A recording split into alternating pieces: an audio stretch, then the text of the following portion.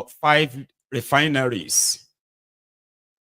So good morning to you once again, good afternoon to you, and good evening to you from wherever you are joining us. This is Maiyegun Live. We are going to continue from where we stopped this afternoon. But there's one crucial, information that people should know. And this information came from the supposed Africa richest man, Nigeria quota system billionaire, Aliko Dangote. Dangote, that belongs to the elite class of Nigeria, benefited immensely for a long time from the generosity of successive governments in Nigeria until now. Nigeria has about 5 refineries, and none of them is working because of corruption. Then somehow, these guys came together and agreed that their friend Dangote should build one and they would invest in it. First person that gave him land collected $100 million is the president of Nigeria now. Dangote, all the story of how he managed to get the money, the ones they robbed Nigeria of, and all of that long story. Nigerians were made to believe that Dangote Refinery would be Nigeria Refinery, so that if not for anything at all, it would save Nigeria the scarce forex, foreign exchange, which is depleting almost every now and then for subsidy. So if Nigeria stop bringing in subsidy, paying subsidy by stopping the importation of fuel, then Dangote could actually be a dream come true. Maybe for the generations of Nigerians that are yet to be born. But before they were born, the life, some of the generations yet unborn in Nigeria, the life they are coming to live has been mortgaged. And I really wish I could tell them that don't come up, stay where you are. Just kind of literally, right? Nigeria would have been saving a lot of money that is being shared as subsidy. So that is the brighter side, right? Then somehow, they decided to just out him. I have no idea what was going on behind the scene until the Kasala bursts. What was that Kasala? Thiefnubu arrested the Emefiole, the man that ferried Nigeria money through the Dangote refinery to God knows where. He was picked up, the former governor of the Central Bank of Nigeria. While they pick Emefiole up, they discovered that, indeed, Maiyegun was right. Bokuwari has been using the Central Bank of Nigeria to fund the money laundering scheme through Dangote Refinery. A lot of them said I should be arrested. Don't worry, don't rush. But the moment trailer passed their midst, Thiefnubu came, Thiefnubu the jackal, with the aggressive takeover of whatever it is he's interested in. I'm not saying he's interested in Dangote Refinery, but something happened. Thiefnubu's government came out to tell us that Dangote is a liar. Dangote is a monopolist. I don't know about the lie, but being a monopolist, I don't think there's any Nigerian that does not know Dangote and monopoly. As CME said, twins. So it's not, even if you have to, even if you don't have evidence, right? But once you know Dangote and what do you call it, monopoly, people just kind of feel like he's no more jobber, quota system billionaire. So you can't compete with him. Don't even try, you will lose. He will ensure of that. Yeah. Alhaji Aliko. When Thiefnubu's government now came for him, it was she be that this guy Thiefnubu appointed as member of Economic Council, Presidential Economic Recovery Council, Presidential Economic Stabilization Council. How come they are doing this to him? We didn't know until he was like Alhaji started losing weight inside his eyeballs. Eyeballs started. It was like his eye was like running in the socket of that. Who pressured this man reach this level? Dangote was everywhere, and he said a lot of things. We heard that of 100 million.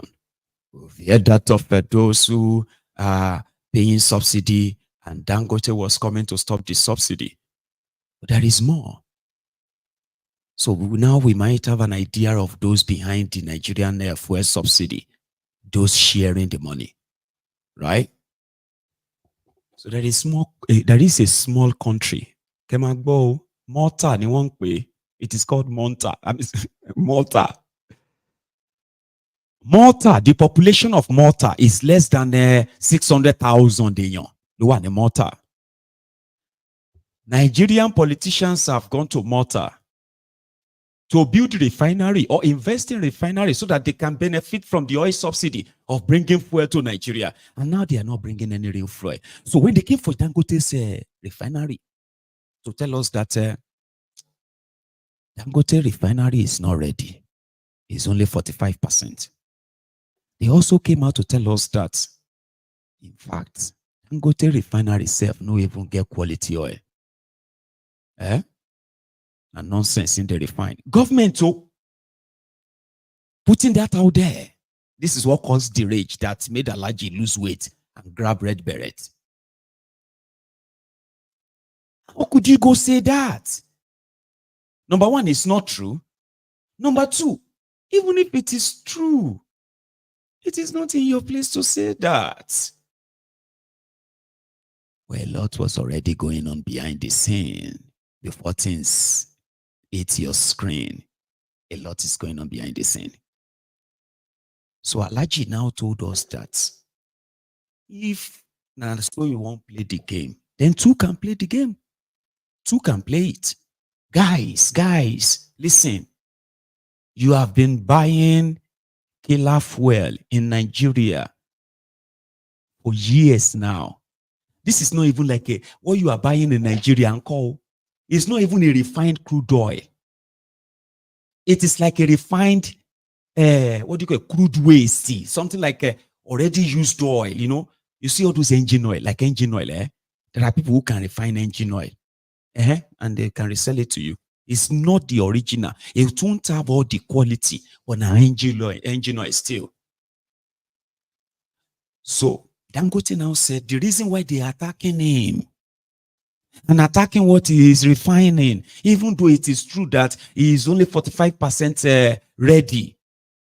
But that doesn't mean that what he is refining, and when we say 45%, okay, he said it himself. He said, yes, the capacity of my refinery is 650,000 barrels a day.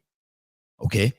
But currently, we only have the refining capacity of 45,000.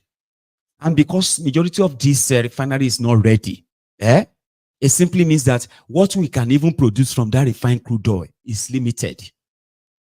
So we can get you diesel.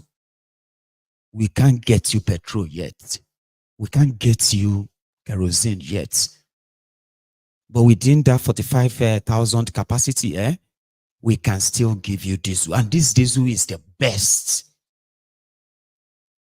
So if Nigeria have refineries, 4 or 5 refineries not working, billions of dollars expended in their refurbishment, rehabilitation, but yet they have not refined a single teaspoonful of crude oil.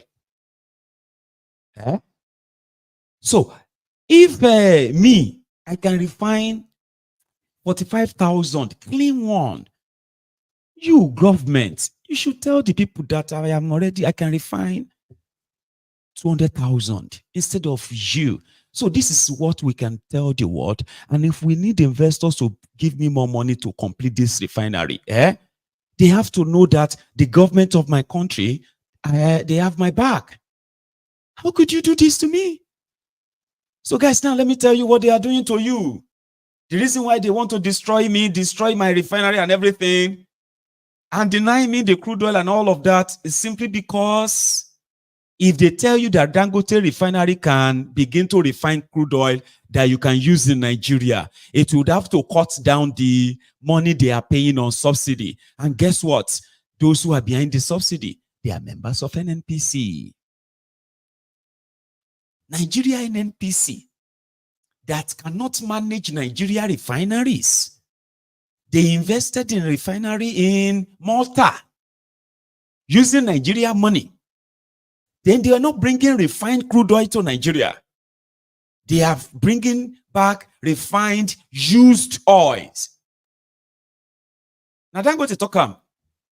Not only that you are buying dangerous oil or fuel into your car or engines or generators and machines, you are also buying products that are killing you slowly because of what do you call that thing again? Is it inhaling?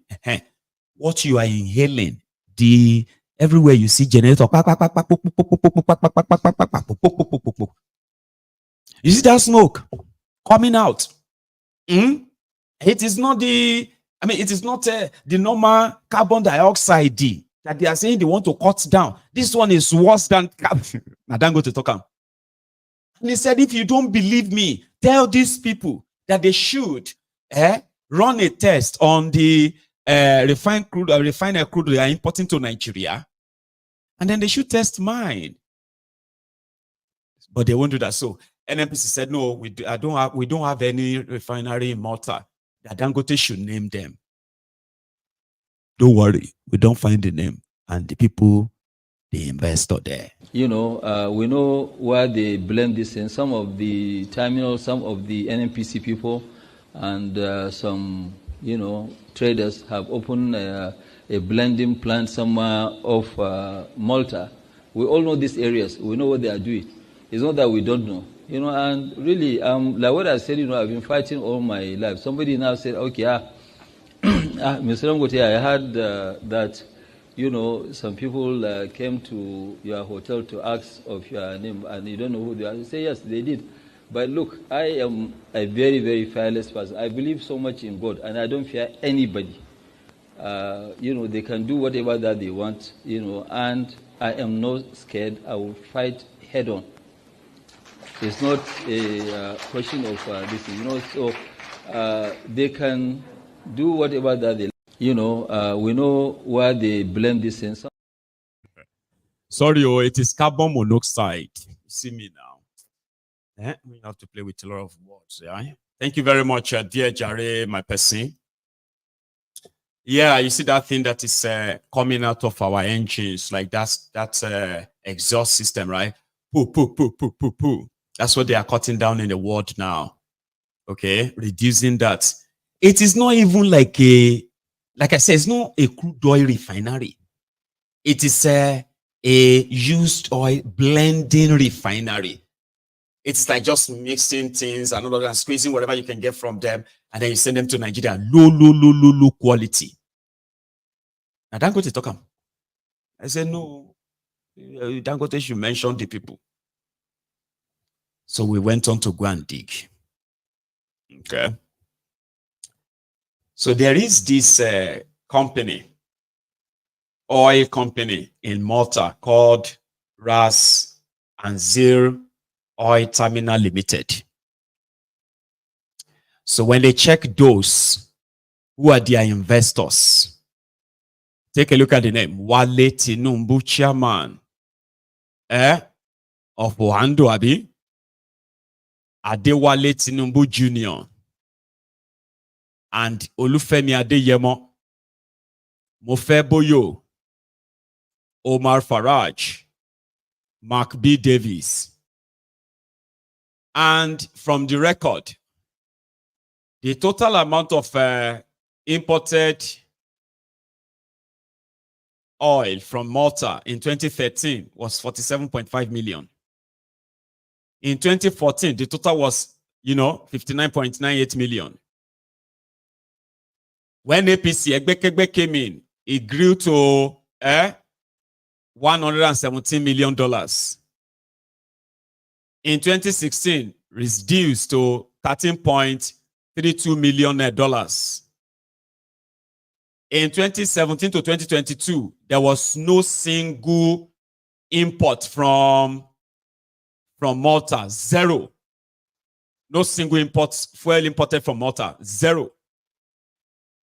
Then by 2023, when Thiefnubu came in, Nigeria has imported and paid subsidy to the tune of over $2.08 billion.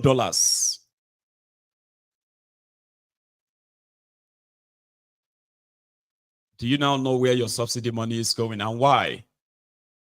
Nigeria is paying more for subsidy now, for low quality fuel, and why they are attacking Dangote the way they have done.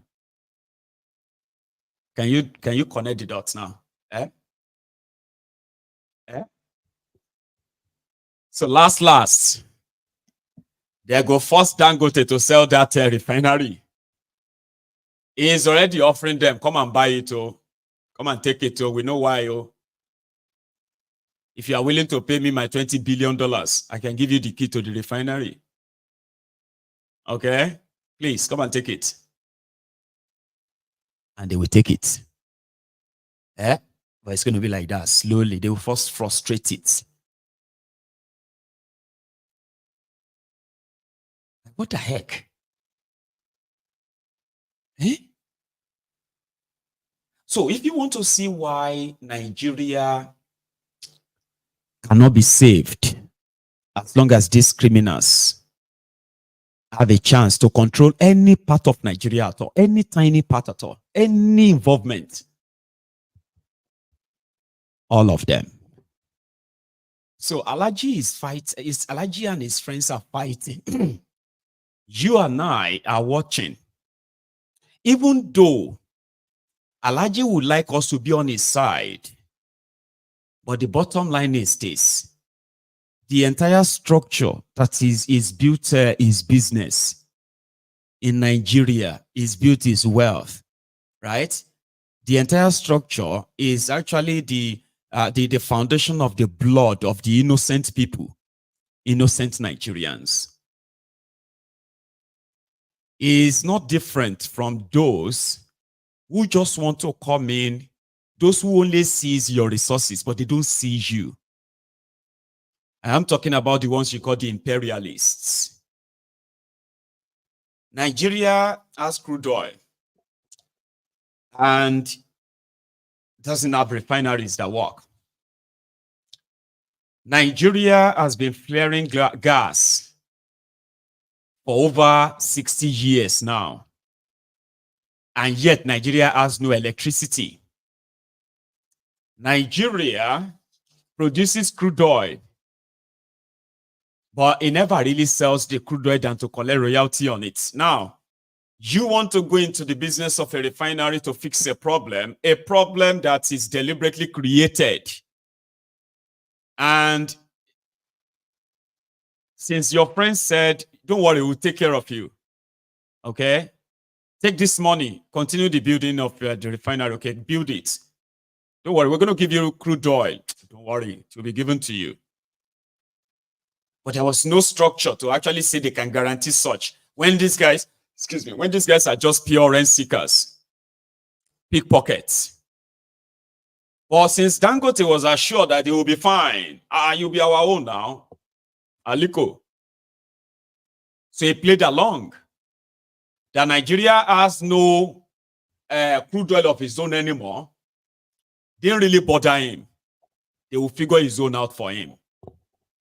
That Nigeria have no real structure towards their crude oil to talk of, say, okay, who built this crude pipeline to take crude oil maybe to any part of Nigeria, not outside Nigeria, or this gas pipeline that has been built it can connect all the homes in Nigeria. So if somebody now says, I want to go into refinery, into gas, into oil and gas and all of that, then you know that at least the people you want to partner with, they have structures in place that can guarantee that your investment per se, if you have to be like to compete with others. But Alachi, you know, sabi competition. His friends promised him that he will be treated differently. He will get whatever he wants. Now that same friend seems to be interested in the entire thing he built, not giving him what they promised him. And before they do that, they will first devalue him. And that is the Nigeria that is happening to Dangote. So the gang up, the takeover, Thiefnubu will buy and own everything substantial, either owned by government of Nigeria before he came, or owned by individuals. It is called aggressive takeover. Somebody described the Boko Haram's gang as low cost. That they just come and they just eat everything and everywhere is dry. But you know, locusts are insects that eat on flowers and eat on plants, right? So once they do that, they will go. Now, the thing there is that locusts have their season. They come and they go. You see this Thiefnubu and his gang. You know Ikoko. I bet what is the English of Ikoko against Gonself now? Ikoko, Ajero Jegun. Is that not hyena? Help me. Hyena. Or a female hyena is hyena now. Hyena. Thiefnubu and gang are like hyenas. They know they pass and just go. You know, locusts they are like bees, right? They just want to have a bite. They go. Ikoko, Ajero Jegun, he go chop meat, chop bone. Now meat go first go. Then bones. He go chop and chew am. That is what Thiefnubus are. And they take them time. It is called aggressive takeover. Ask people in Lagos. Ask them. Those they took their lands, those they took, ask them. It is aggressive. And they always have those that will draft it, and possibly if you are too stubborn, then they put it into your criminal constitution. Then it becomes law. I love one thing that Dangote said. He said he is a fighter. Now that he has helped us to know that the new people, I told you then that when he said subsidy was gone, that it was, it was not what you probably thought he was saying. No. When he said subsidy was gone, he was telling you that Boko Haram and the people collecting the subsidy, they are gone. It is now my turn, Emilokon. So it's going to be my own subsidy regime. From 420 billion naira a month subsidy, 167 naira a liter of petrol, 800 naira a liter of diesel. When Emilokon subsidy was gone and his own subsidy came, Nigeria is now paying over 900 billion naira a month for subsidy. Money within the share. Now we know who they collect them now. 900 billion naira. You are buying a liter of petrol for over how much? 700 naira per liter. Abi? But they are telling you that if they remove subsidy proper, now 1,500 naira per liter, you supposed. So now, the only stumbling block between Thiefnubu and ripping you off unchallenged. Now, Dangote, he cannot be producing refining crude oil now and begin to supply them into Nigeria. What is going to happen to us in Malta? What? So we no go come make money again. No. If he's ready to sell the refinery to us, we can close the Malta shop and then we can own the refinery. Like, what the heck? On the one hand, you want to feel sorry for Dangote. On the other hand, you just feel like Nigerian elites all together, they are the worst. They are the You know, they are the dirtiest, stinking elite class you can find in any part of the world. They are the worst. They have no patriotism to that contraption where they make all the money. They have no connection to it per se. There's no plan of building anything. Anything that is, you can say, that will outlive or outlast them. It is always the chance, any chance to rob them. Any chance to anything where. And that is why your leaders are more interested in just selling anything. Just give us money. Since they built 20 billion refinery in a country that is second, are you still the first biggest oil exporter in Africa? No, you're not. I think Angola is now, because majority of your oil are still being stolen by this same set of people. You know. So if you see Dangote, give them beret. Okay. Here, the police IG in Nigeria, Egbetokun, the man that was supposed to retire. What are we now? July. He was supposed to retire this month. Honestly, they were supposed to announce another IG. Thiefnubu has made the Nigerian National Assembly House of Reps to extend his tenure indefinitely. Yeah. So they've done that now. So Egbetokun will be there as long as Thiefnubu wants him to be there. Just so you know. So Egbetokun came out and said, we are not saying you shouldn't protest, but if you want to protest, you will need to give the police your name and address, so that if they vandalize anything, they will be able to know where to trace you. That is their condition now, before you can go out to participate in the hardship and what have you protests. Don't say you go protest, you. Thiefnubu told you. And the paying subsidized petrol for Cameroon, for Niger, for Benin Republic.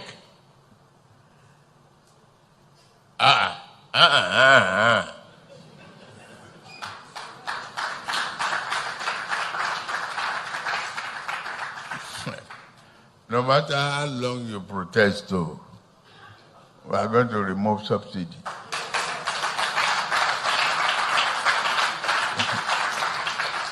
Right? And the pain. That's it too. That's it too. No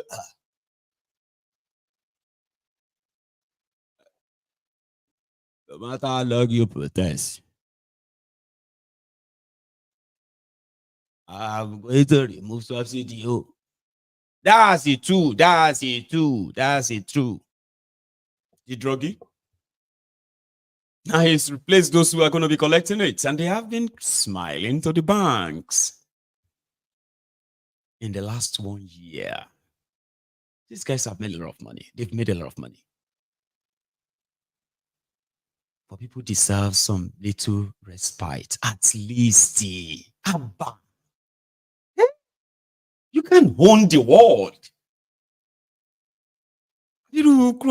Okay. I like it. I seek refuge from Allah to the evil ones. In the name of Allah, the merciful, the beneficent. I am to express my view to Nigerians and protester or protest followers, supporters. It is definitely and seriously, Nigerians are in suffering. Nigerians are in hunger.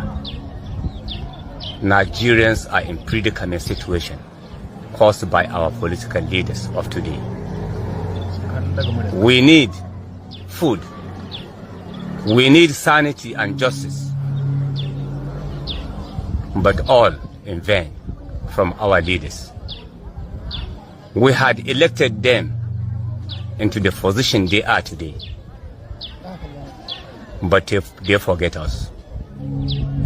They take us as human with animal sense or character. They leave our children in illiteracy, poor education, poor health, bad roads, higher cost of living. We have nowhere to express our view, to open our mouth, complain, so that our problem will be solved, unless through leadership. Politics agree and accept protest if it is peaceful. We mean to make a peaceful protest to express our view and to express the hardness and hardship we are. I doubt if any viewer of this video will not be interested if he is really a real patriotic citizen of Nigeria. I have no country than Nigeria. I will remain in Nigeria. I will never leave Nigeria to any country as an immigrant, even though my leaders will kill me, take my life, no problem. I have those that will inherit me. And I know good people will never end in any society. Why? We elected you people. You live in good condition, good shelter with your children. Eat whatsoever you like.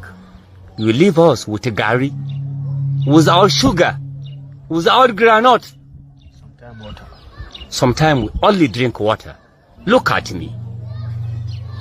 I was a strong person, hefty. But today I have emaciated. Emaciated, fully emaciated. Look at me. I want to live as you live. Good health. I doubt if our problem will be solved without making protests. We have to, thanks with the eastern part of Sokoto State, Grand local government, Gada, Wurno, Isa, Sabon Birni, we have thanks Nigerian army. Because without the Nigerian army in Grand local government and those the above mentioned local government I had said Sabon Birni and what have you, we could have been the grave. They bring us a little peace, but surely they are not accommodated what they're supposed to be accommodated. Weapons. They don't have full weapons. How can a soldier will go to war with only Frank National rifle? No hand grenade, no rifle grenade, no life jacket, no helmet, no, and no. I was a soldier. I had fought war in different types of countries, Liberia, Sierra Leone, and other places, even in the Middle Europe. But we dressed in combat. We were given all weapons that we deserve to have. Successfully, we maintained the respect of Nigeria there. Why in Nigeria the soldiers are not being accommodated fully? That is unfair. Nigeria is a strong country. Nigeria is a rich country. But we remain poor caused by our bad leaderships, bad leaders, cheaters, money mongers, corrupted. All those political mongols in Nigeria are bad eggs. Only a little out of them that remain silent. Why? Because their view cannot be accepted or recognized.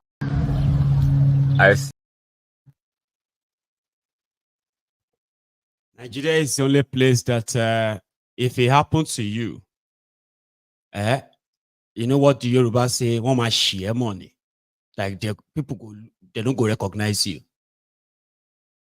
Yeah, it is Nigeria. If he owed you, if Shege Pana beat you, if you are yellow before, you fit turn to, you know, go black, you know, go brown. People go they argue which color you get. They don't go recognize you. It is a level of Shege that even if I don't know if I should say Sha Gbadura, Nigeria might happen here. Somebody said, now this one go fight war all over the world. You don't understand.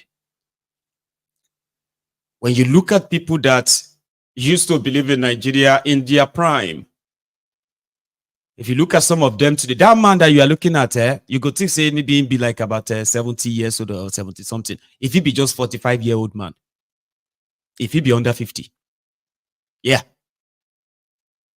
See,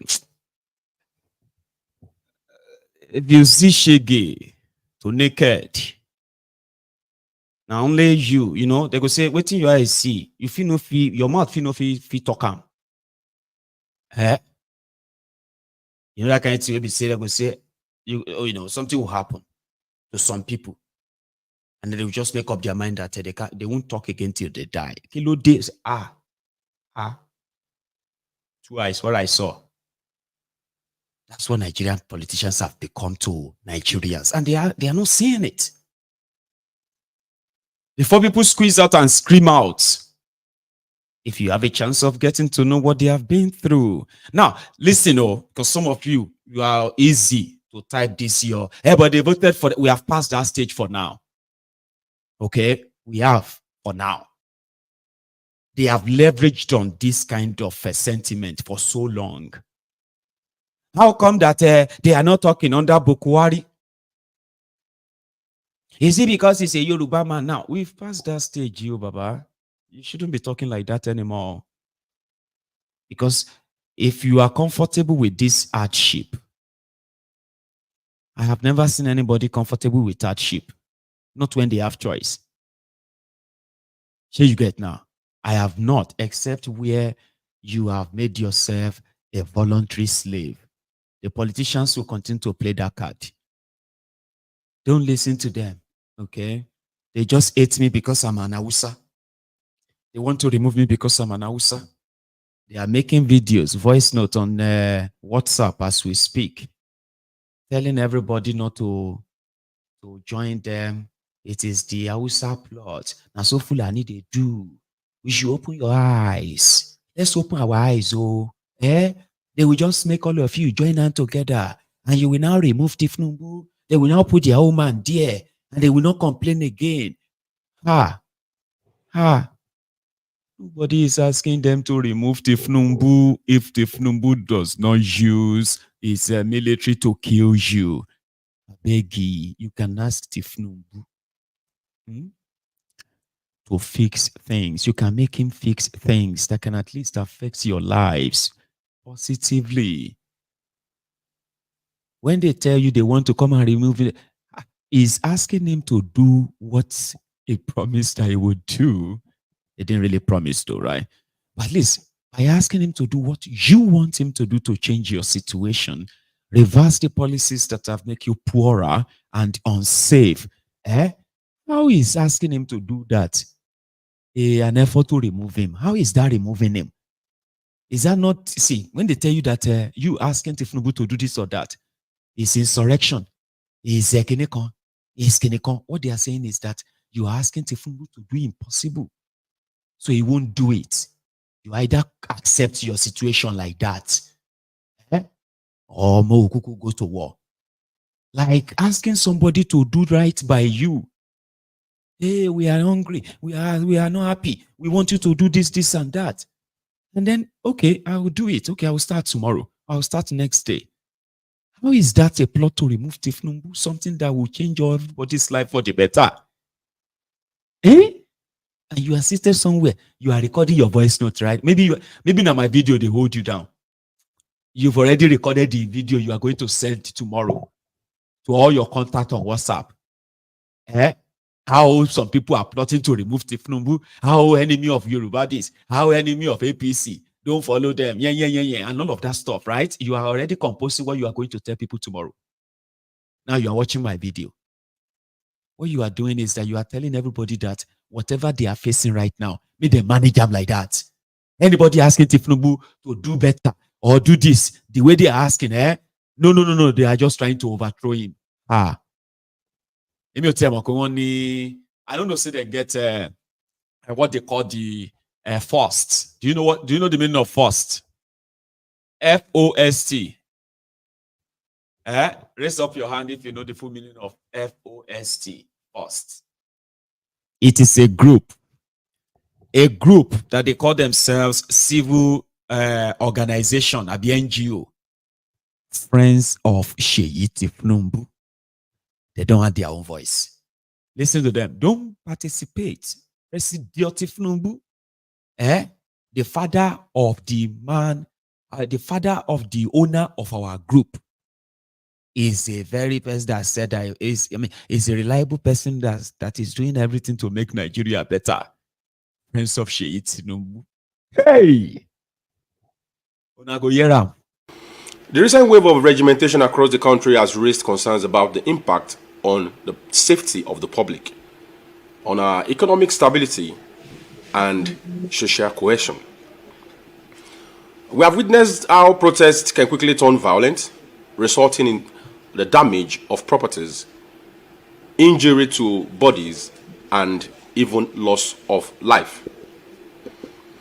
Essential services such as healthcare, education, and transportation are usually disrupted, causing inconvenience to citizens and straining our already limited resources. The economic consequences of protests can not be overstated. Protests hurt businesses and apparently our economy, which is very fragile, cannot withstand the additional strain of a widespread unrest. In the light of these challenges, we must adopt a new approach. Let's protect, not protest. We recognize that economic hardship is a global phenomenon exacerbated by various factors beyond our control. It is essential that we refuse to be part of protests driven by selfish interest, political sentiments, and tribal bigotry. Instead, let us stand with the government of the day in its effort to make Nigeria a better nation. Our nation stands at a pivotal moment in history, and it is crucial that we approach our challenges with a sense of unity, purpose, and commitment to constructive engagement. Today, we gather here under the theme, Let's Protect, Not Protest, emphasizing the need to safeguard our nation and work collaboratively towards its progress. Nigeria is our common heritage.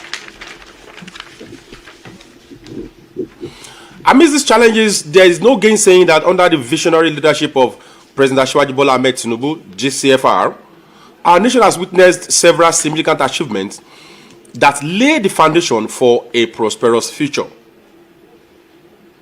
President Bola Ahmed Tinubu, GCFR, has made significant strides in addressing our nation's challenges. As a people, we cannot deny the fact that the challenges we face today are fundamental, and addressing the root cause is the best way to solve them. These steps might be a harsh one, but it is only best for us to navigate and put the country on the right path to prosperity. Amidst these challenges, noteworthy among the achievements of President Bola Ahmed Tinubu GCFR are the establishments of the students' loan through NEL Fund and the landmark Supreme Court judgment on the autonomy of our local government areas.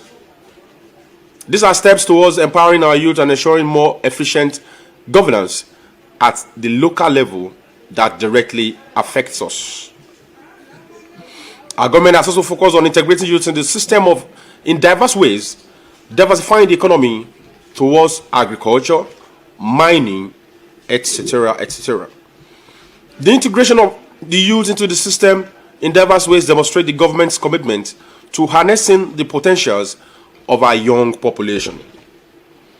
By diversifying the economy, we are creating new opportunities for employment and sustainable growth. And this strategy does not only reduce our dependence on oil, but also taps into the rich resources and talents available within our nation.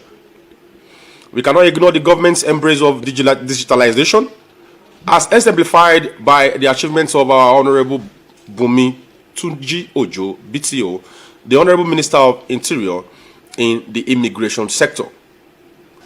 We must remember that this economic hardship is a global issue, and we can only overcome through unity and cooperation. We must resist the urge to participate in protests driven by selfish interests, political sentiments, and tribal bigotry. Instead, let us stand with the government in its effort to navigate these challenges and build a better Nigeria. Protests, while a democratic right, can sometimes be hijacked by vested interests seeking to cause havoc and disrupt peace. We cannot afford to let this happen. On the other hand, the sad reality is that many of those who cast aspersions on the government for numerous grievances are often the children of those who have looted this country in different sectors of the economy and have benefited from stolen wealth. Their parents' actions have severely damaged our railways, airlines, refineries, hospitals, and educational institutions. These are children of people in high places, the CEOs of different organizations, politicians, and even military personnel inclusive. It is pertinent that we recognize the irony and avoid being used as pawns in a game of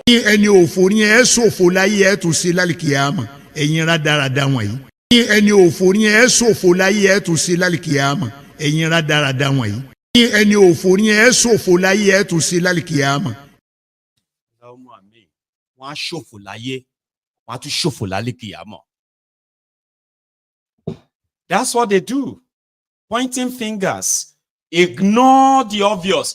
Ignore all the suffering. Ignore all of what people are saying.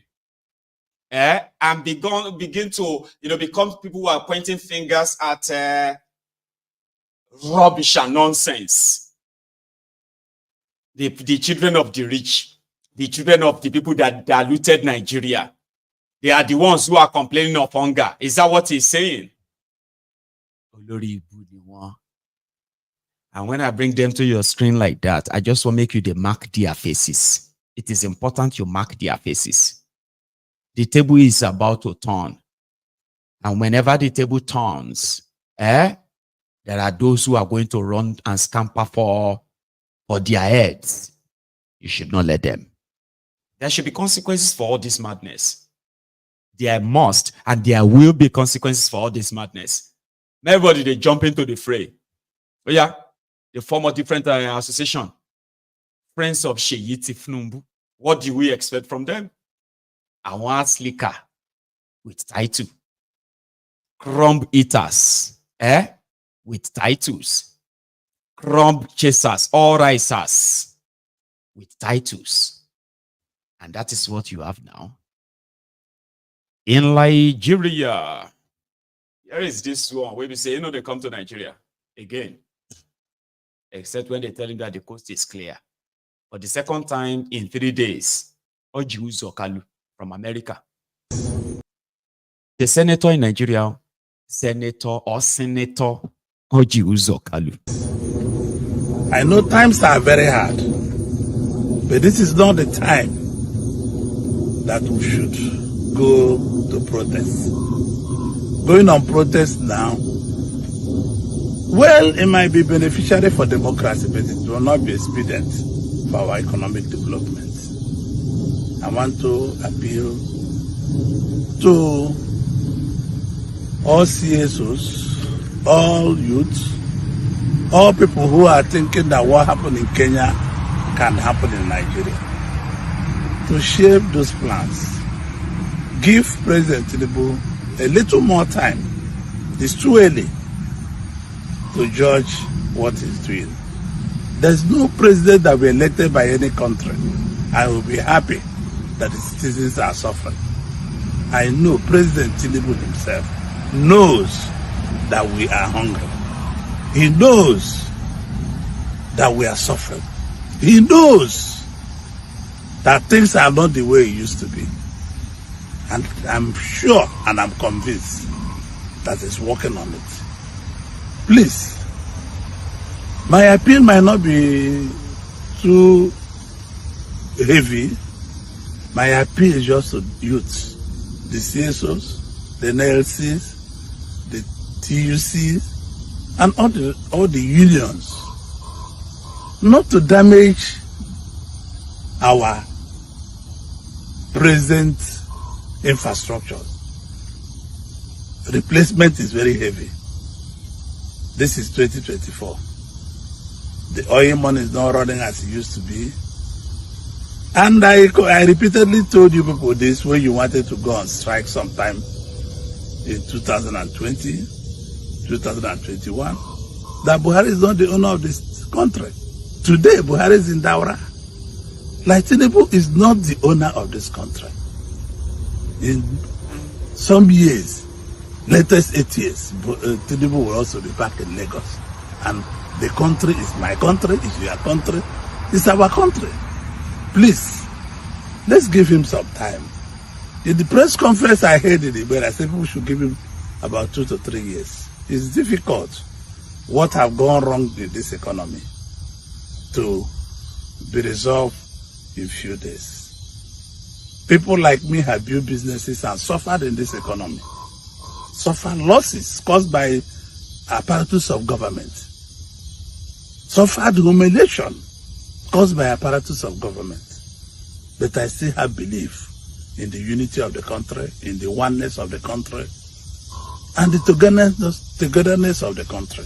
Country must resolve its issues, and I hope that President Thiefnubu will resolve some of those issues. He will not be a fool to leave us hungry, to leave us stranded. Anarchy loans. Anarchy loan. When they begin, they make videos like that. You yourself should know that water don't pass Gary. Let me say this. Let me ask you this question. To those of you who are saying they shouldn't have announced the protest dates in your life, I don't know how old you are. Have you ever seen Nigerian politicians or Nigeria entire establishment running mad because a protest is coming like this? Have you ever seen anything like that before? Have you ever experienced anything like that before? That they are calling meetings here and there, and all of them are coming out to come and beg people, please, please, don't do what is going on in Kenya. So they were all watching what was going on in Kenya. Probably they were even fantasizing it like, oh, if this thing should happen in Nigeria. You know, Nigeria is so big.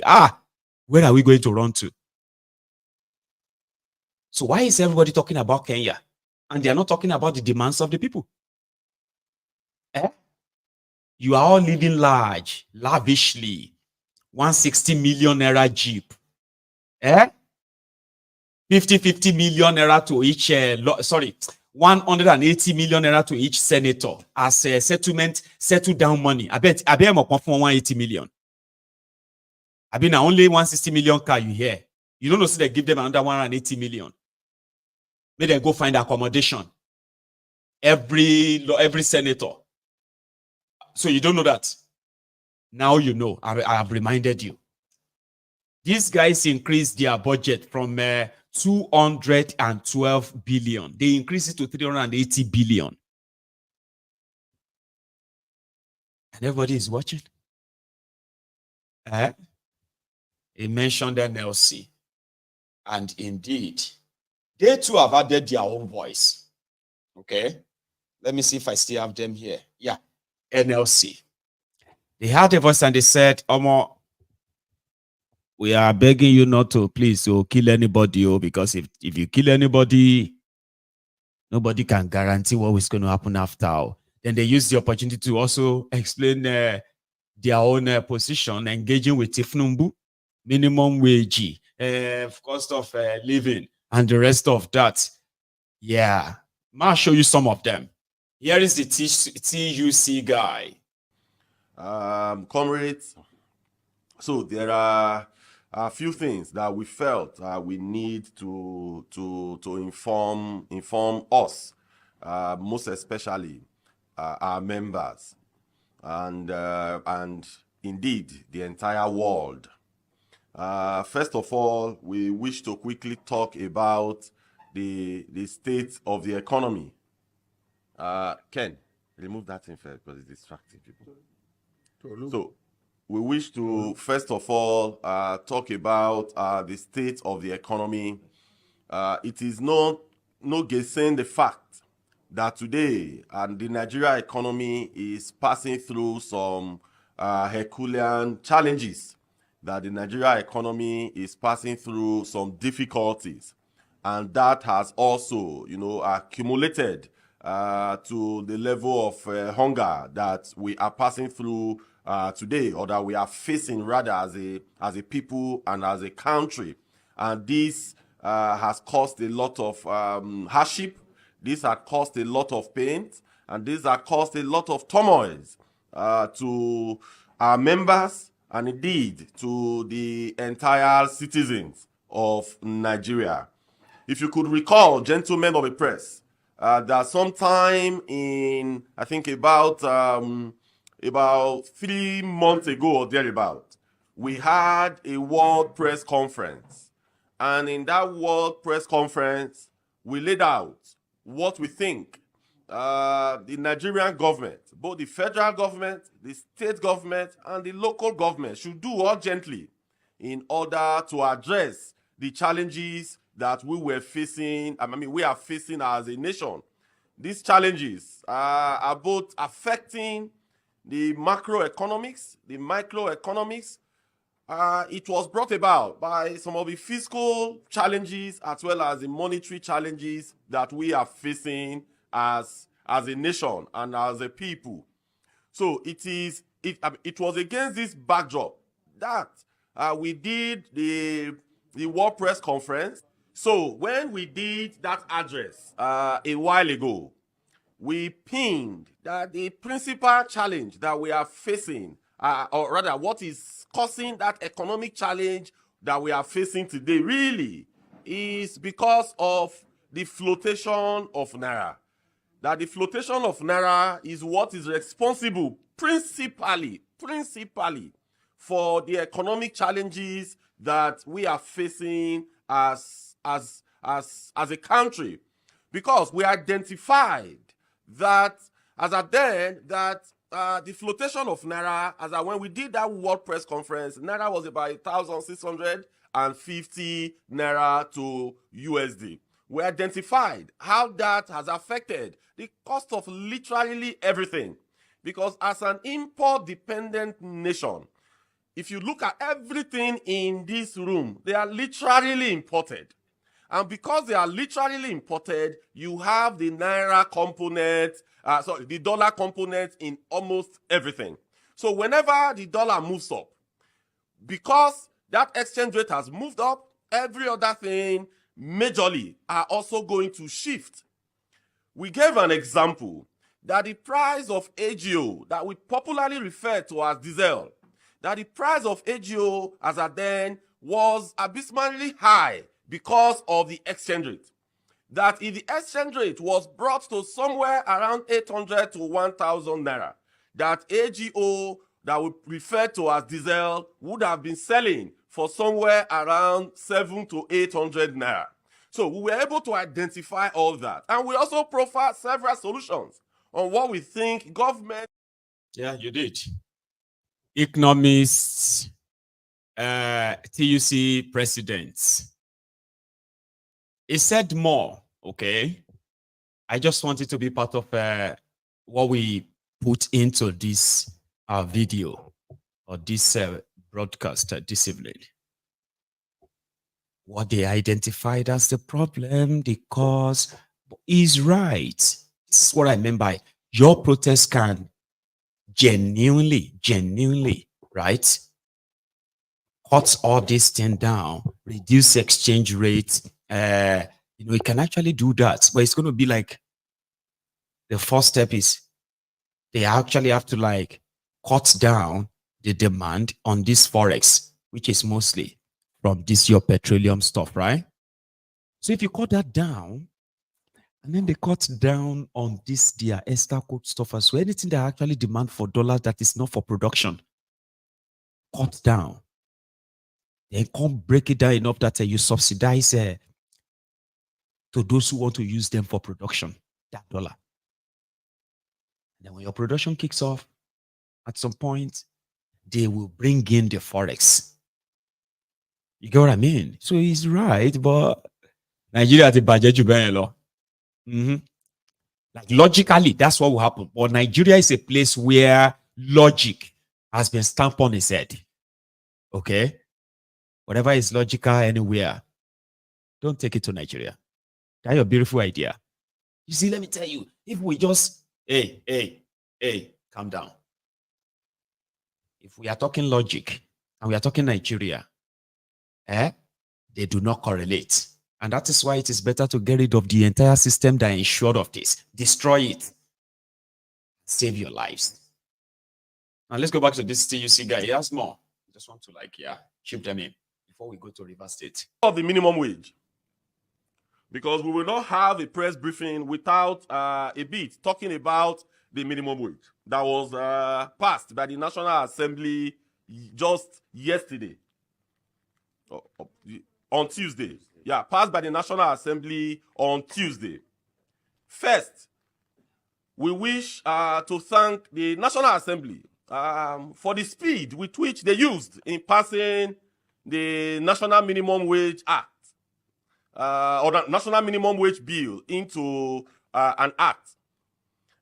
If you could remember, when the national anthem was changed with that level of speed, we posed a challenge to them that they should use the same speed in passing the national minimum wage. When we paid a visit to the Senate and the House of Reps, as conveyed by them just before the last national strike, they actually, we had some bantering on this, and we told them that the way you passed the national anthem with the speed of light, that whenever the bill is submitted to you, we want you to also pass the same bill, pass the national minimum wage bill with such speed. And we were quite elated when that happened in the floor of both houses, both the Senate and House of Reps on Tuesday. So, comrades, gentlemen of the press, you are all aware that the national minimum wage was agreed between the organized labor and the president of the Federal Republic of Nigeria on Thursday last week. And I just want to bring us to speed on some of the indices that led us to the acceptance of this figure. As you are aware, that negotiations such as this is a tripartite negotiation. Organized labor, organized private sector, and government. And within the government, you have different strata of government. You have federal, you have state, and you have local government. And we are all aware on the seesaw that we saw during these negotiations and during these conversations. And we have also listened to a lot of comments and commentaries that have emanated since Thursday last week, when the news broke that the president had mentioned 70,000 naira that we said we were going to take to our respective organs. You know, in minimum wage negotiations or any wage increment negotiations, it is always backed by data. It is always backed by fact. When we were going into that conversation, when we were going into that negotiations, on our part, we strived for a living wage. On our part, we were not talking about minimum wage. What we submitted to government, 615,000 naira, was actually a living wage. But when we got to the table, they told us that all they want to discuss is minimum wage and that they weren't there to discuss the concept of living wage. Why did we push in that regard to discuss issues around living wage? Because we felt that with the challenges that Nigerians are facing today, that we should not be looking at just minimum wage, but a living wage. And secondly as well, gentlemen of the press, we also heard from grapevine that government across all levels, that they were looking at 50,000, that at best, that they were looking at the sum of 55,000 naira, that was where they want to place the cap. So when we heard that they want to underprice us, on our part as well, we also needed to overcut them. So these were the thoughts that went into the submission of 615,000 naira. But in doing all these, we understand that when the chiefs are down, when what we need to discuss is the concept of minimum wage, that there are some certain principles that guide negotiations all over the world. And chief of them is inflation. So inflation is what guides negotiations, salary increments, and wage increments all over the world. So in our quiet corner, we did our own analysis. And in that analysis, we said that this was within us, that the last minimum wage that was signed into law by President Muhammadu Buhari was 30,000 naira, and it was signed on the 18th day of April 2019. So, in our calculation, if you take 18th day of April to 2019 to 18th of April 2020, what was the inflation figure? If you look at the slide that we have there, the inflation figure was 12.34. Then if you take the inflation figure in April 2021, from the slide there, it was 18.12. Then if you take for April 2022, it was 16.82. Then for April 2023, it was 22.22. Then for April... The cost of fuel has gone up. Food and other prices have followed it. Households and businesses struggling. Things seem anxious and uncertain. I understand the hardship you face. I wish there were other ways, but there's not. This is not the Ahmed Bola Tinubu I know. Since 1992, when I encounter you, I don't think this is the Ahmed Bola Tinubu I know. That calls me his friend, and I call him my friend, and calls me my son, and I call him my father. This is not the Ahmed Bola Tinubu I know.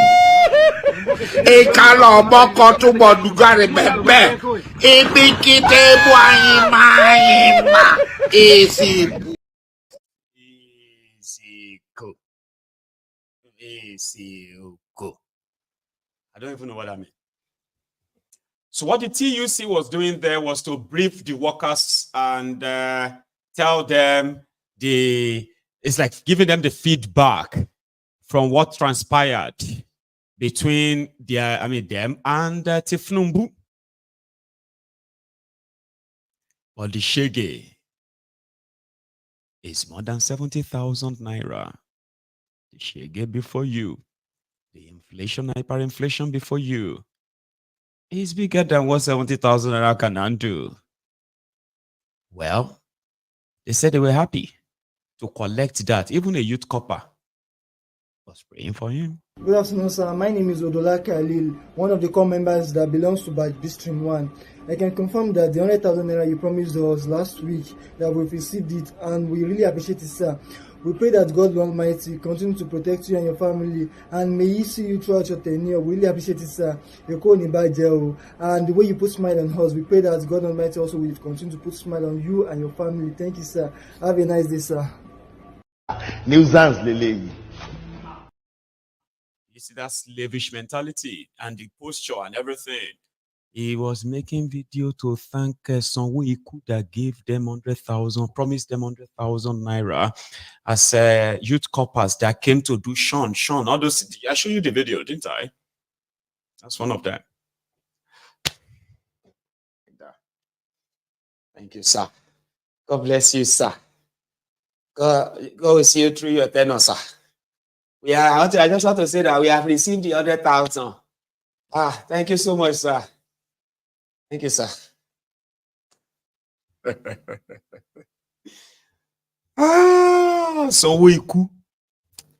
Sanwo-Iku promised over 400 million naira of Lagos taxpayers' money, and that guy got 100,000 from it, and he's so grateful. Thank you so much, sir.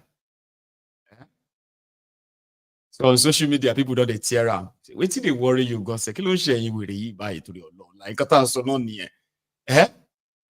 they rob you all. Then they begin to now do Father Christmas. Father Christmas say, do you know he gave me 500,000. He's such a very good man. God bless you, sir. Everything you want in your life, you will get it, sir. Sir, even if you want to become the life governor of Lagos State, inshallah, in Jesus' name, you will become that in Jesus' name. Thank you, sir. 100,000. 100,000. When a working system could really make a youth copper, right? A youth copper to get his own allowances and everything there. You are a youth copper, right? When Agbeke was doing HND in graphic design, right? And she, we just had Akinola back then. So there were some privileges that comes with that, not money. You get what I mean? Oh, you are a student. Council tax. We know they pay again. Just pay on your student in the You do not need to double for anybody. You do not need to pick up any form anywhere. You just take it there. You have a student in this household? Yes, I do. And that saved me throughout about 2 years. It saved me £125 every month. Calculate it. In 2 years, just for her being a student. And being a student, there is this money that they give to them, right? I want to remember, for those of you who live in the UK, not in England, this may be strange to you, but it's in Scotland, right? So there's this money. That money is just for you to get yourself ready that you're about to go to school. What do you need? Do you want to buy school materials? Do you want to buy laptop? Do you need a laptop for your course? Do you need this or that? Or more? Agbeke collected that check, not check per se. He collected that over £2,000 the moment her admission was confirmed. She was to go and use that to get the material for her artwork, for her design and everything. Printer new. She wanted printer new. She wanted the desktop new. iMac desktop, Lalora, used. Not new one. Correct stuff, refurbished iMac desktop for her. It was given to her by the Education Board of Scotland. Nobody say she go to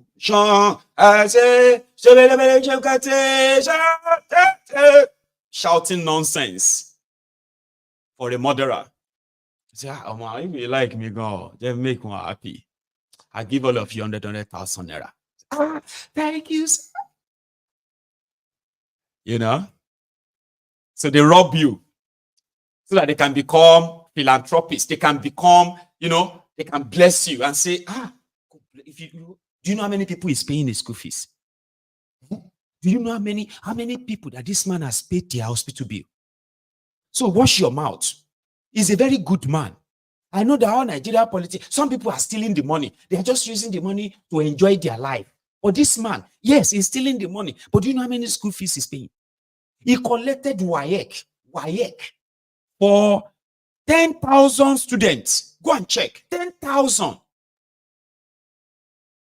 But why? Why is he paying for 10,000 students WAEC? Is he a government? He was a former governor. Oh, okay. So it was a former governor that didn't put a system in place that will actually pay for those 10,000. What happened to those who are not part of that 10,000 students? So he stole their money. stole everything that could be invested or have been invested in their education, that they do not need to lick his ass or pray or bend or queue in front of his house to get a scholarship for their children. Do you understand that now? You steal education from millions of children. Now you now become a philanthropist to few hundreds, to massage your ego, to make you feel bad, not to feel guilty that all these children in your state, all these children in your community, the money that could have sent them to school, you've stolen it. You've sent your own children abroad to go and study. Then you turn to Father Christmas. Money that could have improved their communities, create opportunities for them. You've stolen the money. Right? Now you are now handing them food. You are now buying a truck of rice to share rice to them. You know what I mean? So that you can be a philanthropist, so that they can say, Ore mekunu. Maiyegun alanu mekunu. Allah will protect you, Maiyegun. You will live long, Maiyegun. If not because of you, hunger will kill us. If not because of you, all these old people, they would have died. We'll see what God is using you for. You are now giving us a eye test. You are giving us paracetamol. Maiyegun, you will live longer. Anybody that say make you no live last. Meanwhile, I'm actually using the stolen money I stole from them, to become that good guy. So that if anybody say anything nonsense about Maiyegun, if anybody say any truth about Maiyegun, and them go to curse him, God will punish you. Now so now they spoil people name. Now so now spoil good people name. People that are helping people. Very, very. Why are you people like this? Why are you like this? Yes, he's a politician. And so, even if he stole the money, he's helping people. He bought transformer for our streets. He was the one, if not because of him. For 3 years, we don't get electricity. It was him that came and he bought us transformer. That's how we got electricity. Because they have made you to be like that. So how am I going to convince you that you are just an ordinary voluntary slave? That if you mend your way, that man that you are praying for, now stone, you go stone him. How do I say that? How can I make it, how can I explain that to you? How? You have people who have so much money, but they do not produce anything. He's a businessman. Which business? I don't know. I just know that he returned from America and then he's made his money in America. Really? And do you have a clue of what work he was doing in America that gave him that billions? Since you said he's made the money before joining politics. Well, I don't know. I read it somewhere that he was working for Mobile. Okay. Is that how he made his billion? Well, Baba, leave that one, Charade. God has blessed him. God has blessed him. Let us agree that God has blessed him. And let us just pray to God to bless us too. No, I don't want that blessing. I don't want such. No, you shouldn't be telling anybody to, you shouldn't be saying it to people that, let's leave that one, Charade, and God just bless him. Let's leave him, Charade, and let's pray to God to bless us too. No, ain't that kind of blessing.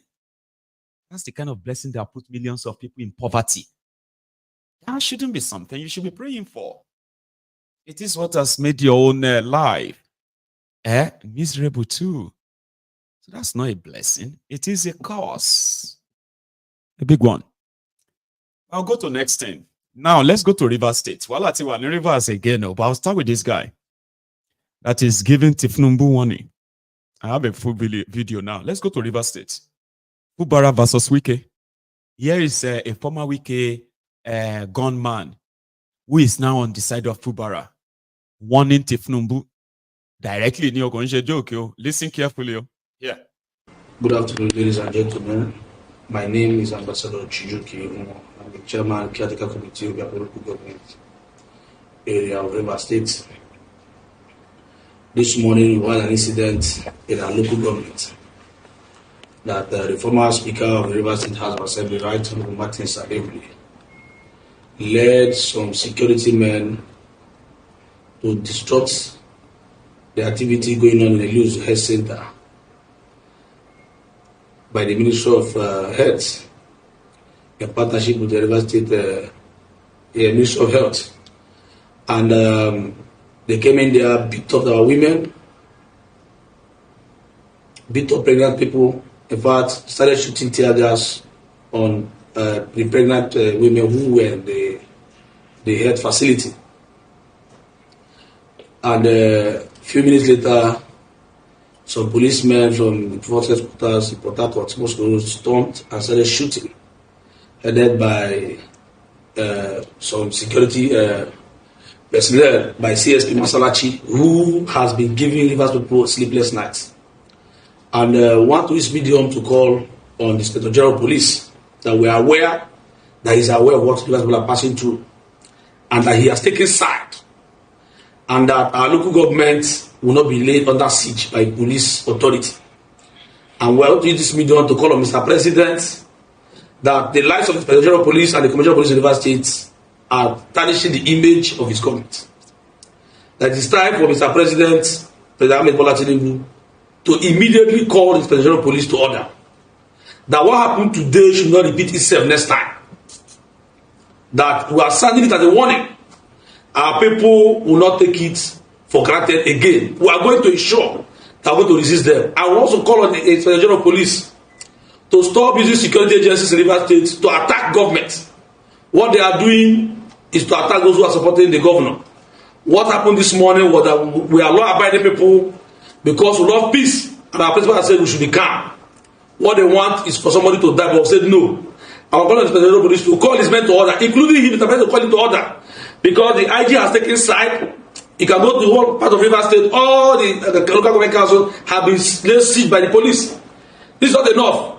A program that is being done by the Rivers State Ministry of Health, right, the Martins will sponsor the police and the CS Masalachi to come and stop what we are doing. I begin to ask, what is the issue? There is no issue. We are going about our legitimate business to ensure that we do what our has asked us to do. The ministry has said we are going to use the political movement for the flag off, and they are coming to stop us, either by the police. I want to call on Mr. President that it is time he call these people to order. And I'm also aware that their leader, the Minister of Health, the Chief Administrator of Wike, is the one who is sponsoring this crisis in our state.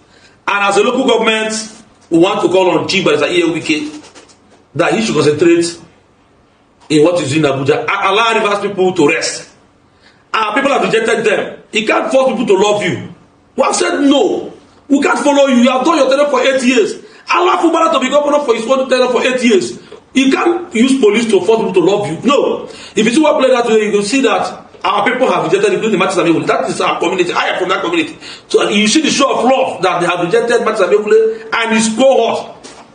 They have people said, go. We are not interested in what we are doing. I want to also call on Mr. President. I don't know if not aware of what's happening in Nigeria, that these people are demarketing his government. They are trying to tarnish the image of his government. So, Mr. President should immediately call in some of what we get order. And I want to also appeal to Mr. President to sack the Inspector General of Police, because he's now a politician. He has taken side. He's not less than answer to the Minister of FCT.